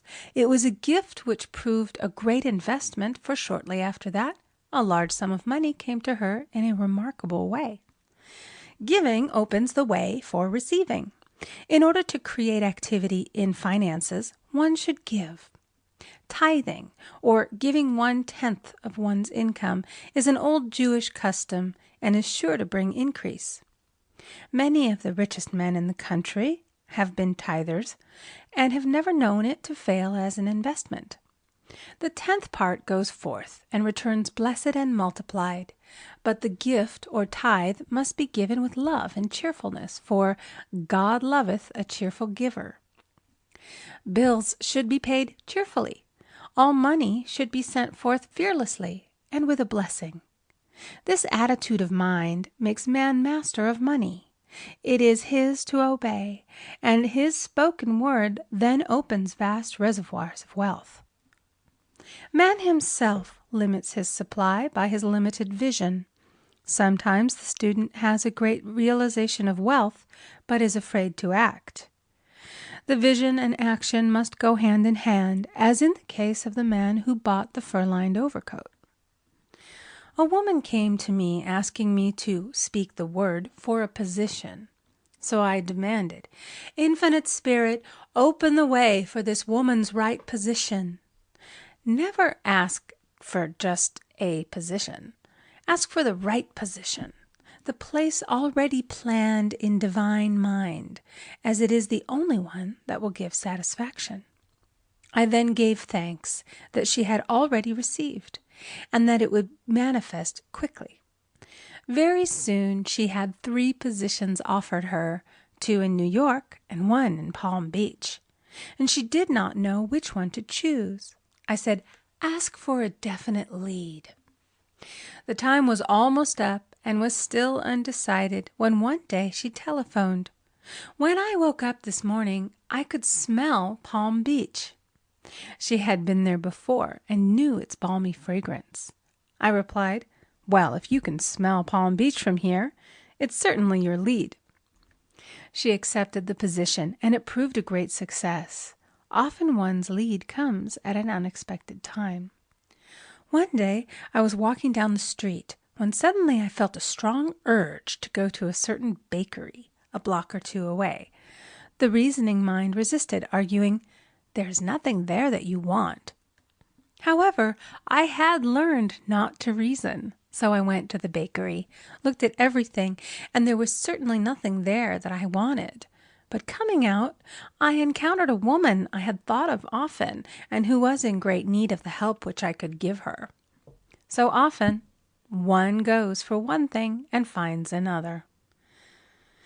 Intuition is a spiritual faculty and does not explain, but simply points the way.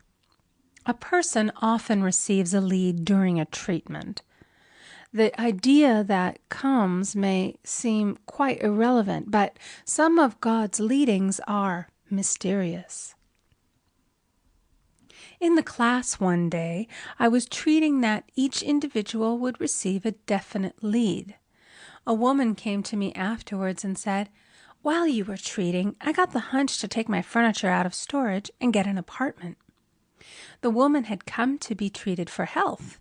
I told her I knew in getting a home of her own, her health would improve. And I added, "I believe your trouble, which is a congestion, has come from having things stored away. Congestion of things causes congestion in the body. You have violated the law of use, and your body is paying the penalty." So I gave thanks that divine order was established in her mind, body, and affairs. People little dream of how their affairs react on the body. There is a mental correspondence for every disease.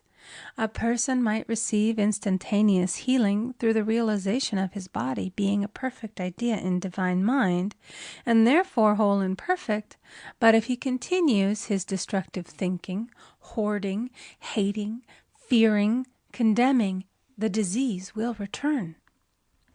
Jesus Christ knew that all sickness came from sin, but admonished the leper after the healing to go and sin no more, lest a worse thing come upon him.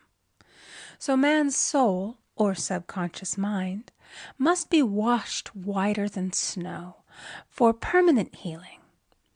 And the metaphysician is always delving deep for the correspondence. Jesus Christ said, "Condemn not, lest ye also be condemned. Judge not, lest ye be judged." Many people have attracted disease and unhappiness through the condemnation of others. What man condemns in others, he attracts to himself. For example, a friend came to me in anger and distress because her husband had deserted her for another woman. She condemned the other woman and said continually, "She knew he was a married man. She had no right to accept his attentions." I replied, "Stop condemning the woman. Bless her and be through with the situation. Otherwise, you are attracting the same thing to yourself." She was deaf to my words, and a year or two later became deeply interested in a married man herself. Man picks up a live wire whenever he criticizes or condemns, and may expect a shock. Indecision is a stumbling block in many a pathway. In order to overcome it, make the statement repeatedly, "I am always under direct inspiration. I make right decisions quickly." These words impress the subconscious, and soon one finds himself awake and alert, making his right moves without hesitation. I have found it destructive to look to the psychic plane for guidance, as it is the plane of many minds and not the one mind. As man opens his mind to subjectivity, he becomes a target for destructive forces. The psychic plane is the result of man's mortal thought and is on the plane of opposites. He may receive either good or bad messages. The science of numbers and the reading of horoscopes keep man down the mental or mortal plane, for they deal only with the karmic path. I know of a man who should have been dead years ago according to his horoscope, but he is alive and a leader of one of the biggest movements in this country for the uplift of humanity. It takes a very strong mind to neutralize a prophecy of evil. The student should declare, "Every false prophecy shall come to naught. Every plan my Father in heaven has not planned shall be dissolved and dissipated. The divine idea now comes to pass." However, if any good message has ever been given one, of coming happiness or wealth, harbor and expect it, and it will manifest sooner or later through the law of expectancy. Man's will should be used to back the universal will. I will that the will of God be done. It is God's will to give every man every righteous desire of his heart, and man's will should be used to hold the perfect vision, without wavering. The prodigal son said, "I will arise and go to my father." It is indeed often an effort of the will to leave the husks and swine of mortal thinking. It is so much easier for the average person to have fear than faith. So faith is an effort of the will. As man becomes spiritually awakened, he recognizes that any external inharmony is the correspondence of mental inharmony. If he stumbles or falls, he may know he is stumbling or falling in consciousness. One day a student was walking along the street, condemning someone in her thoughts. She was saying mentally, "That woman is the most disagreeable woman on earth," when suddenly 3 Boy Scouts rushed around the corner and almost knocked her over. She did not condemn the Boy Scouts, but immediately called on the law of forgiveness and saluted the divinity in the woman. Wisdom's ways are ways of pleasantness, and all her paths are peace. When one has made his demands upon the universal, he must be ready for surprises. Everything may seem to be going wrong, when in reality it is going right. For example, a woman was told that there was no loss in divine mind. Therefore, she could not lose anything which belonged to her. Anything lost would be returned, or she would receive its equivalent. Several years previously, she had lost $2,000. She had loaned the money to a relative during her lifetime, but the relative had died, leaving no mention of it in her will.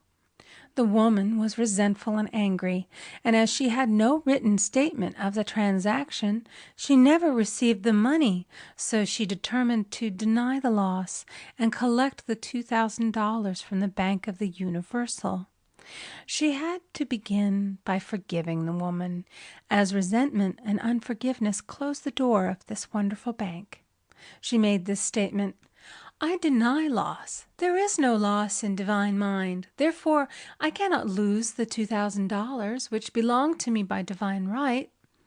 As one door shuts, another opens."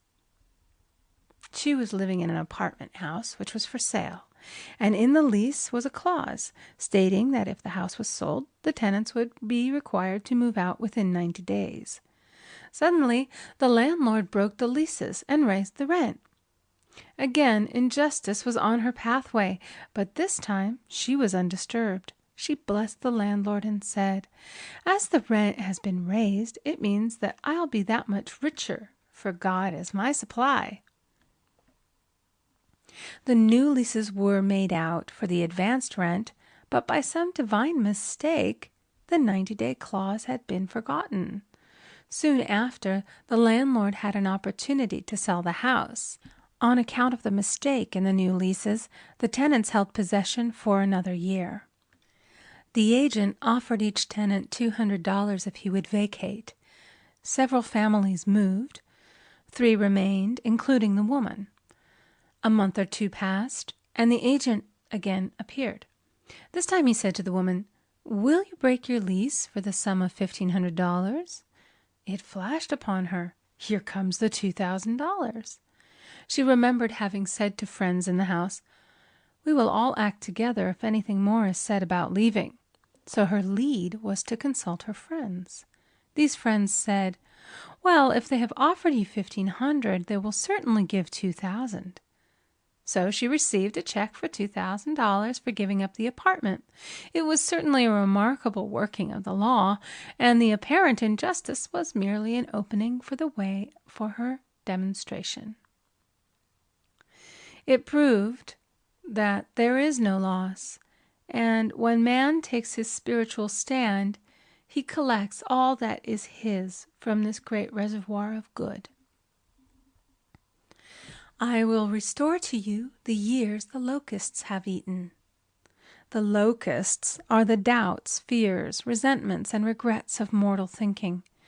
These adverse thoughts alone rob man, for no man gives to himself but himself, and no man takes away from himself but himself. Man is here to prove God and to bear witness to the truth. And he can only prove God by bringing plenty out of lack and justice out of injustice. Prove me now herewith, saith the Lord of hosts, if I will not open you the windows of heaven and pour out a blessing, that there shall be not room enough to receive it. End of chapter. The Game of Life and How to Play It by Florence Scovel Shinn. Chapter 9. Perfect Self-Expression, or the Divine Design. No wind can drive my bark astray, nor change the tide of destiny. There is for each man perfect self-expression. There is a place which he is to fill, and no one else can fill, something which he is to do, which no one else can do. It is his destiny. This achievement is held, a perfect idea in divine mind, awaiting man's recognition. As the imaging faculty is the creative faculty, it is necessary for man to see the idea before it can manifest. So man's highest demand is for the divine design of his life. He may not have the faintest conception of what it is, for there is possibly some marvelous talent hidden deep within him. His demand should be, Infinite Spirit, open the way for the divine design of my life to manifest. Let the genius within me now be released. Let me see clearly the perfect plan. The perfect plan includes health, wealth, love, and perfect self-expression. This is the square of life, which brings perfect happiness. When one has made this demand, he may find great changes taking place in his life, for nearly every man has wandered far from the divine design. I know in one woman's case it was as though a cyclone had struck her affairs, but readjustments came quickly, and new and wonderful conditions took the place of old ones. Perfect self-expression will never be labor, but of such absorbing interest that it will seem almost like play. The student knows also, as man comes into the world financed by God, the supply needed for his perfect self-expression will be at hand. Many a genius has struggled for years with the problem of supply, when his spoken word and faith would have released quickly the necessary funds. For example, after the class one day, a man came to me and handed me a cent. He said, I have just 7 cents in the world, and I'm going to give you 1, for I have faith in the power of your spoken word. I want you to speak the word for my perfect self-expression and prosperity. I spoke the word and did not see him again until a year later. He came in one day, successful and happy, with a roll of yellow bills in a pocket. He said, immediately after you spoke the word, I had a position offered me in a distant city, and am now demonstrating health, happiness, and supply. A woman's self-expression may be in becoming a perfect wife, a perfect mother, a perfect homemaker, and not necessarily in having a public career.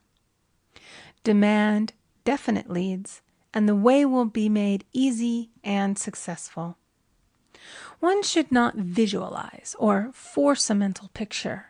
When he demands the divine design to come into his conscious mind, he will receive flashes of inspiration and begin to see himself making some great accomplishment. This is the picture or idea he must hold without wavering. The thing man seeks is seeking him.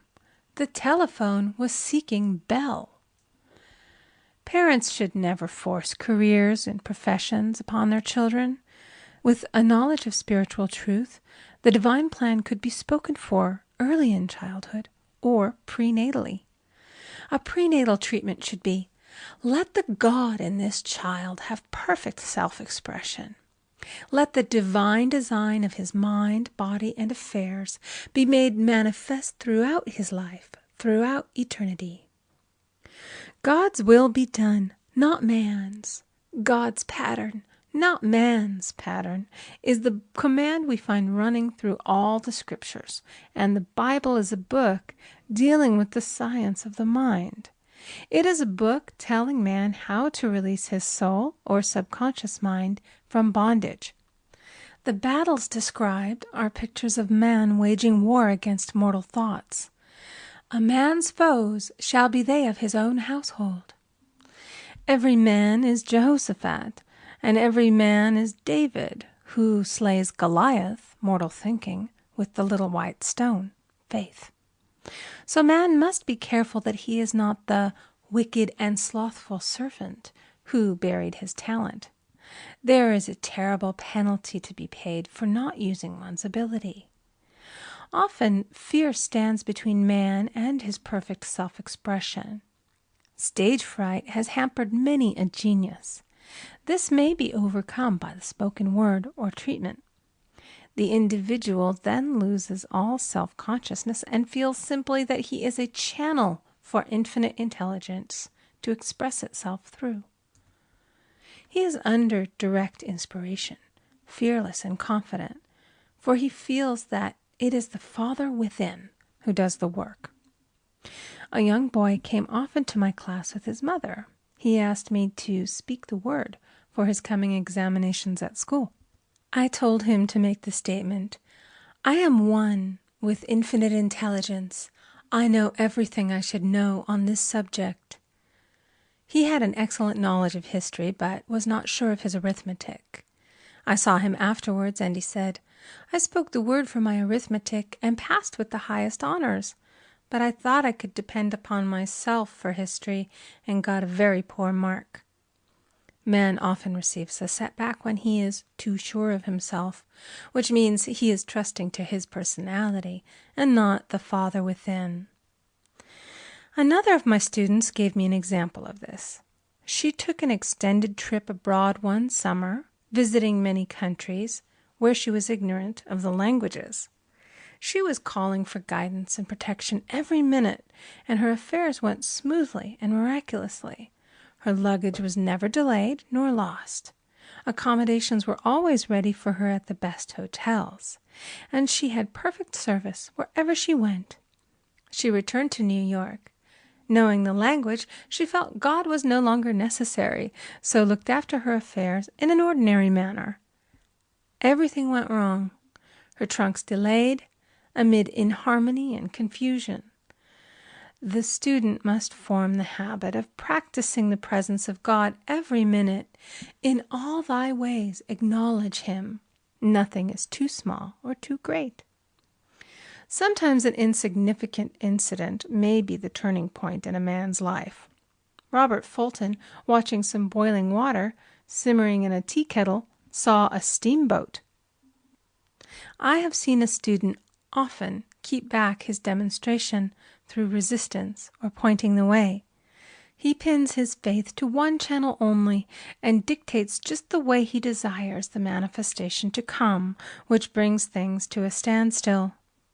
My way, not your way, is the command of infinite intelligence. Like all power, be it steam or electricity, it must have a non-resistant engine or instrument to work through, and man is that engine or instrument. Over and over again, man is told to stand still. O Judah, fear not, but tomorrow go out against them, for the Lord will be with you. You shall not need to fight this battle. Set yourselves, stand ye still, and see the salvation of the Lord with you. We see this in the incidents of the $2,000 coming to the woman through the landlord when she became non-resistant and undisturbed, and the woman who won the man's love after all suffering had ceased. The student's goal is poise. Poise is power, for it gives God power a chance to rush through man, to will and to do its good pleasure. Poised, he thinks clearly and makes right decisions quickly. He never misses a trick. Anger blurs the visions, poisons the blood, is the root of many diseases, and causes wrong decision, leading to failure. It has been named one of the worst sins, as its reaction is so harmful. The student learns that in metaphysics, sin has a much broader meaning than in the old teaching. Whatsoever is not of faith is sin. He finds that fear and worry are deadly sins. They are inverted faith, and through distorted mental pictures bring to pass the thing he fears. His work is to drive out these enemies from the subconscious mind. When man is fearless, he is finished. Maeterlinck says that man is God afraid. So, as we read in the previous chapters, man can only vanquish fear by walking up to the thing he is afraid of. When Jehoshaphat and his army prepared to meet the enemy, singing, "Praise the Lord, for his mercy endureth forever," they found their enemies had destroyed each other, and there was nothing to fight. For example, a woman asked a friend to deliver a message to another friend. The woman feared to give the message, as the reasoning mind said, "Don't get mixed up in this affair. Don't give that message." She was troubled in spirit, for she had given her promise. At last she determined to walk up to the lion and call on the law of divine protection. She met the friend to whom she was to deliver the message. She opened her mouth to speak it when her friend said, "So-and-so has left town." This made it unnecessary to give the message, as the situation depended upon the person being in town. As she was willing to do it, she was not obliged to. As she did not fear, the situation vanished. The student often delays his demonstration through a belief in incompletion.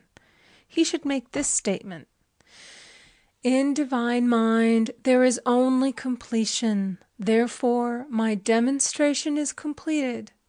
My perfect word, my perfect home, my perfect health." Whatever he demands are perfect ideas registered in divine mind and must manifest under grace in a perfect way. He gives thanks he has already received on the invisible and makes active preparation for receiving on the visible. One of my students was in need of a financial demonstration. She came to me and asked why it was not completed. I replied, "Perhaps you are in the habit of leaving things unfinished, and the subconscious has gotten into the habit of not completing. As the without, so the within." She said, "You are right. I often begin things and never finish them. I'll go home and finish something I commenced weeks ago, and I know it will be symbolic of my demonstration."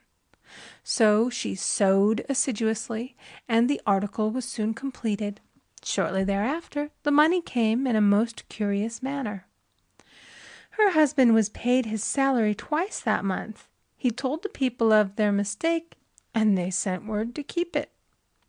When man asks, believing, he must receive, for God creates his own channels. I have been sometimes asked, suppose one has several talents. How is he to know which one to choose? Demand to be shown definitely. Say, "Infinite Spirit, give me a definite lead. Reveal to me my perfect self-expression. Show which talent I am to make use of now. I have known people to suddenly enter a new line of work and be fully equipped with little to no training, so make the statement, I am fully equipped for the divine plan of my life, and be fearless in grasping opportunities. Some people are cheerful givers, but bad receivers. They refuse gifts through pride or some negative reason, thereby blocking their channels, and invariably find themselves eventually with little or nothing. For example, a woman who had given away a great deal of money had a gift offered her of several $1,000s. She refused to take it, saying she did not need it. Shortly thereafter, her finances were tied up, and she found herself in debt for that amount. Man should receive gracefully the bread returning to him upon the water. Freely ye have given, freely ye shall receive.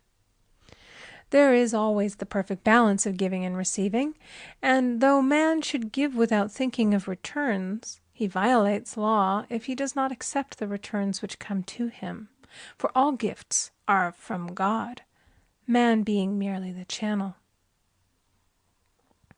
A thought of lack should never be held over the giver. For example, when the man gave me 1 cent, I did not say, "Poor man, he cannot afford to give me that." I saw him rich and prosperous with his supply pouring in. It was this thought which brought it. If one has been a bad receiver, he must become a good one, and take even a postage stamp if it is given him, and open up his channels for receiving. The Lord loveth a cheerful receiver, as well as a cheerful giver. I have often been asked why one man is born rich and healthy and another poor and sick. Where there is an effect, there is always a cause. There is no such thing as chance. This question is answered through the law of reincarnation. Man goes through many births and deaths until he knows the truth which sets him free. He is drawn back to the earth plane through unsatisfied desire, to pay his karmic debts or to fulfill his destiny. The man born rich and healthy has had pictures in his subconscious mind, in his past life, of health and riches, and the poor and sick man of disease and poverty. Man manifests, on any plane, the sum total of his subconscious beliefs. However, birth and death are man-made laws, for the wages of sin is death. The Adamic fall in consciousness through the belief in 2 powers. The real man, spiritual man, is birthless and deathless. He was never born and has never died. As he was in the beginning, he is now and shall ever be. So through the truth, man is set free from the law of karma, sin, and death, and manifests the man made in his image and likeness.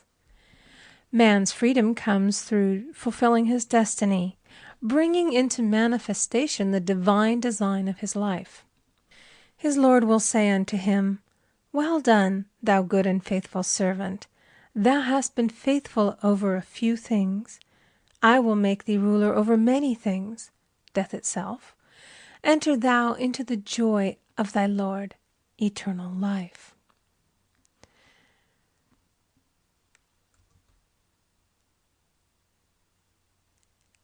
End of Chapter 9. The Game of Life and How to Play It by Florence Scovel Shinn.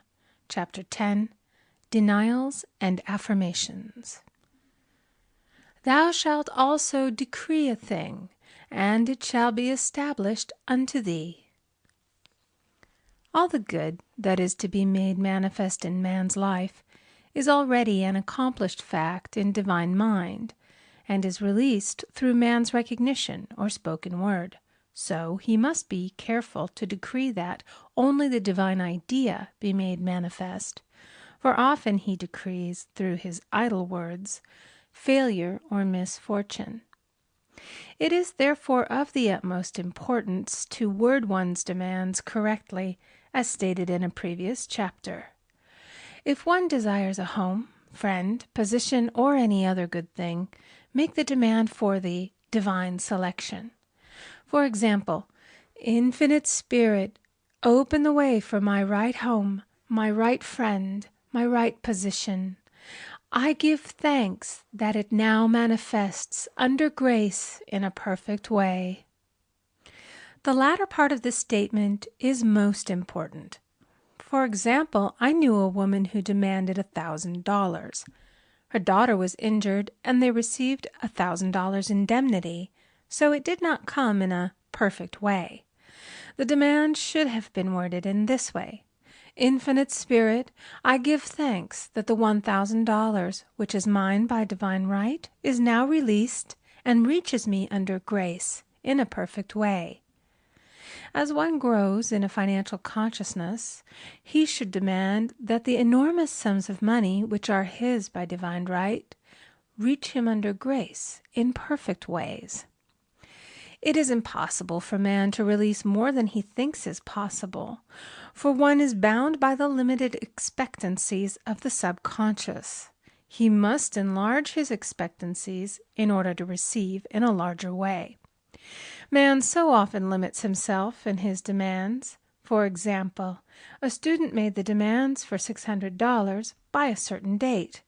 He did receive it, but heard afterwards that he came very near receiving $1,000, but he was given just $600 as a result of his spoken word. They limited the Holy One of Israel. Wealth is a matter of consciousness. The French have a legend giving an example of this. A poor man was walking along a road when he met a traveler, who stopped him and said, "My good friend, I see that you are poor. Take this gold nugget, sell it, and you will be rich all your days." The man was overjoyed at his good fortune and took the nugget home. He immediately found work and became so prosperous that he did not sell the nugget. Years passed, and he became a very rich man. One day he met a poor man on the road. He stopped him and said, "My good friend, I will give you this gold nugget, which, if you sell, will make you rich for life." The mendicant took the nugget, had it valued, and found it was only brass. So we see, the first man became rich through feeling rich, thinking the nugget was gold. Every man has within him a gold nugget. It is his consciousness of gold, of opulence, which brings riches into his life. In making his demands, man begins at his journey's end. That is, he declares he has already received. "Before ye call, I shall answer." Continually affirming establishes the belief in the subconscious. It would not be necessary to make an affirmation more than once if one had perfect faith. One should not plead or supplicate, but give thanks repeatedly that he has received. The desert shall rejoice and blossom as the rose. This rejoicing, which is yet in the desert state of consciousness, opens the way for release. The Lord's Prayer is in the form of command and demand. "Give us this day our daily bread, and forgive us our debts as we forgive our debtors," and ends in praise. "For thine is the kingdom and the power and the glory forever. Amen. Concerning the works of my hands, command ye me." So prayer is command and demand, praise and thanksgiving. The student's work is in making himself believe that with God all things are possible. This is easy enough to state in the abstract, but a little more difficult when confronted with a problem. For example, it was necessary for a woman to demonstrate a large sum of money within a stated time. She knew she must do something to get a realization, for realization is manifestation, and she demanded a lead. She was walking through a department store when she saw a very beautiful pink enamel paper cutter. She felt the pull towards it. The thought came, "I haven't a paper cutter good enough to open letters containing large checks." So she bought the paper cutter, which the reasoning mind would have called an extravagance. When she held it in her hand, she had a flash of a picture of herself opening an envelope containing a large check, and within a few weeks she received the money. The pink paper cutter was her bridge of active faith. Many stories are told of the power of the subconscious when directed in faith. For example, a man was spending the night in a farmhouse. The windows of the room had been nailed down, and in the middle of the night he felt suffocated and made his way in the dark to the window.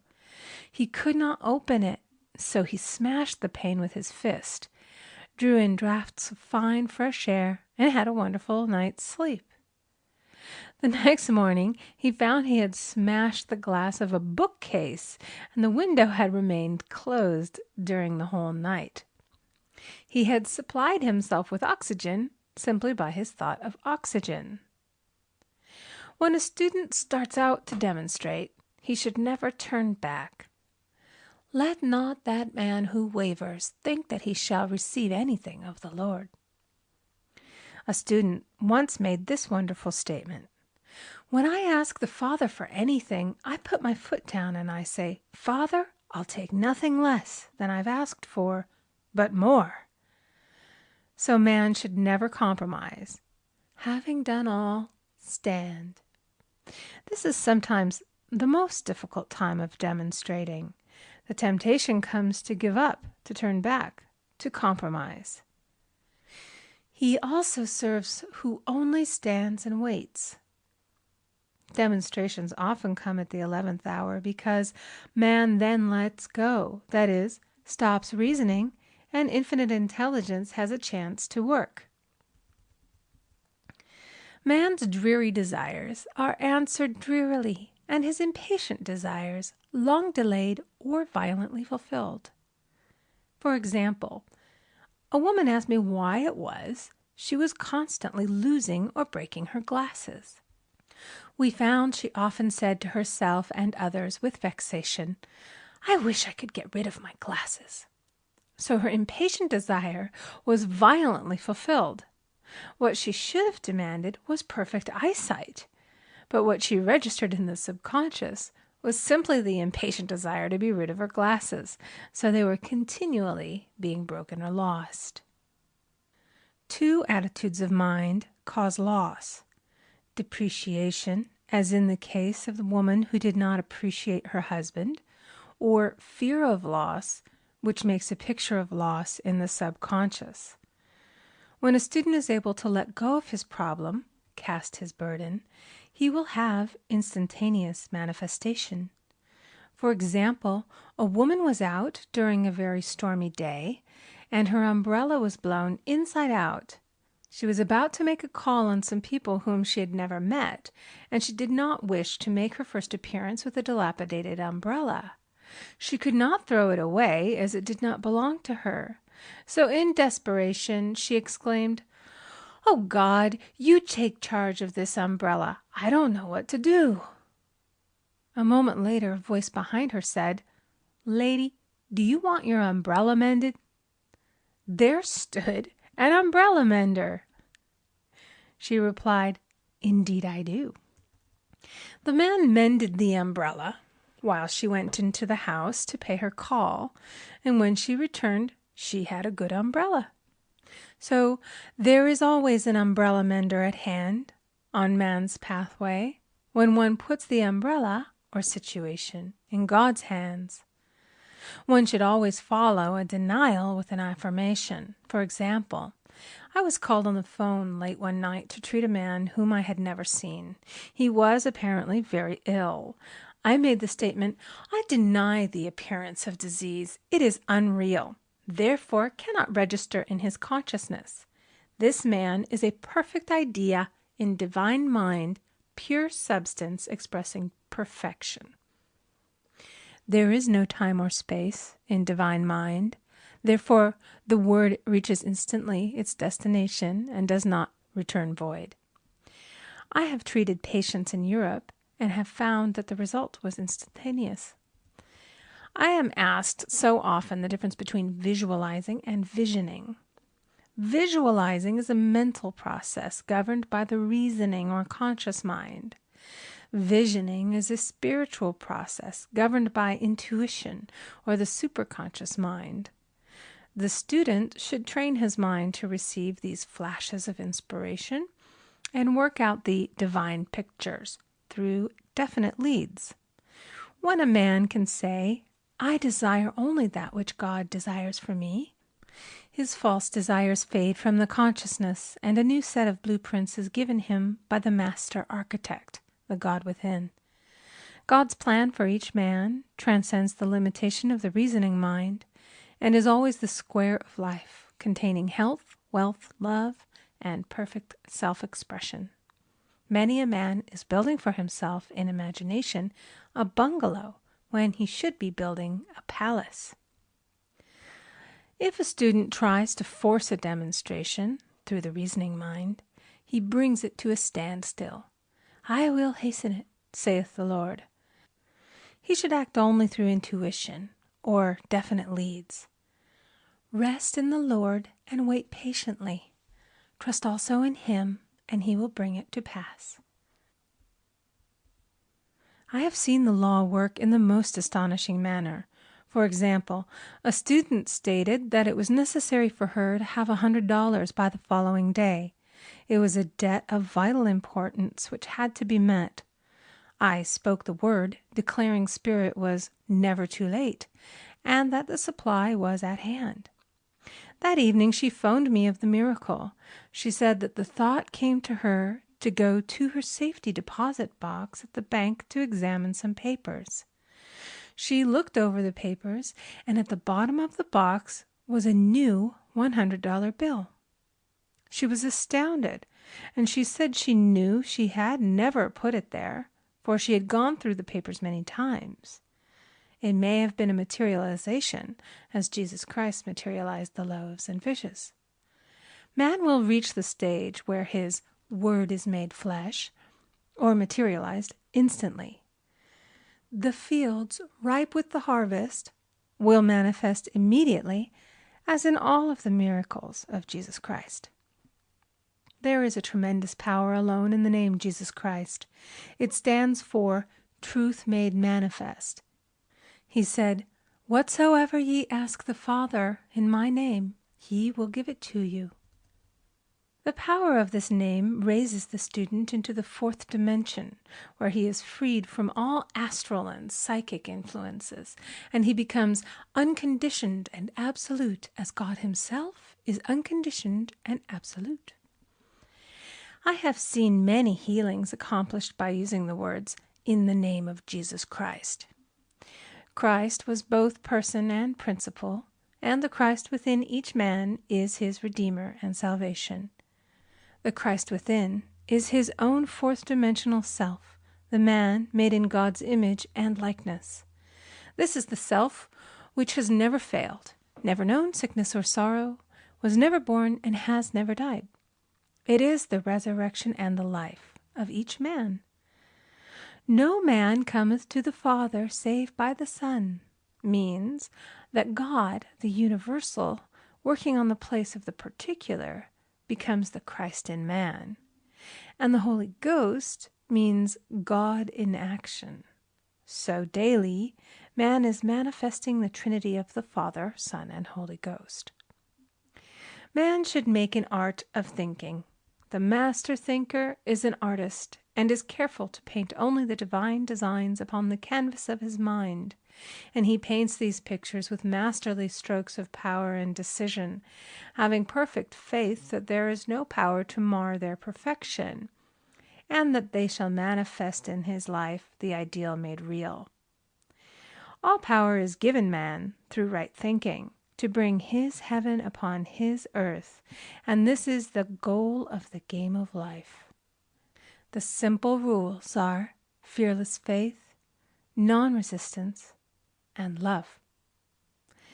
May each reader be now freed from that thing which has held him in bondage through the ages, standing between him and his own, and know the truth which makes him free, free to fulfill his destiny, to bring into manifestation the divine design of his life, health, wealth, love, and perfect self-expression.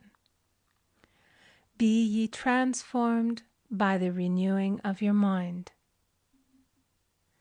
End of chapter 10. The Game of Life and How to Play It by Florence Scovel Shinn.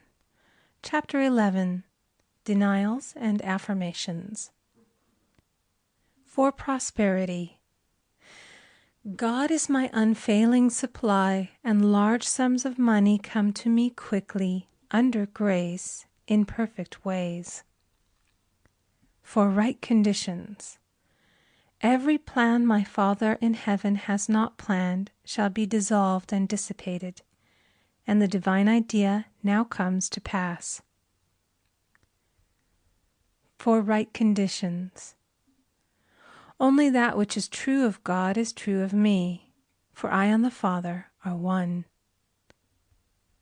For faith. As I am one with God, I am one with my good, for God is both the giver and the gift. I cannot separate the giver from the gift. For right conditions. Divine love now dissolves and dissipates every wrong condition in my mind, body, and affairs. Divine love is the most powerful chemical in the universe and dissolves everything which is not of itself. For health. Divine love fills my consciousness with health, and every cell in my body is filled with light. For the eyesight. My eyes are God's eyes. I see with the eyes of spirit. I see clearly the open way. There are no obstacles on my pathway. I see clearly the perfect plan. For guidance. I am divinely sensitive to my intuitive leads, and give instant obedience to thy will. For the hearing. My ears are God's ears. I hear with the ears of spirit. I am non-resistant, and am willing to be led. I hear glad tidings of great joy.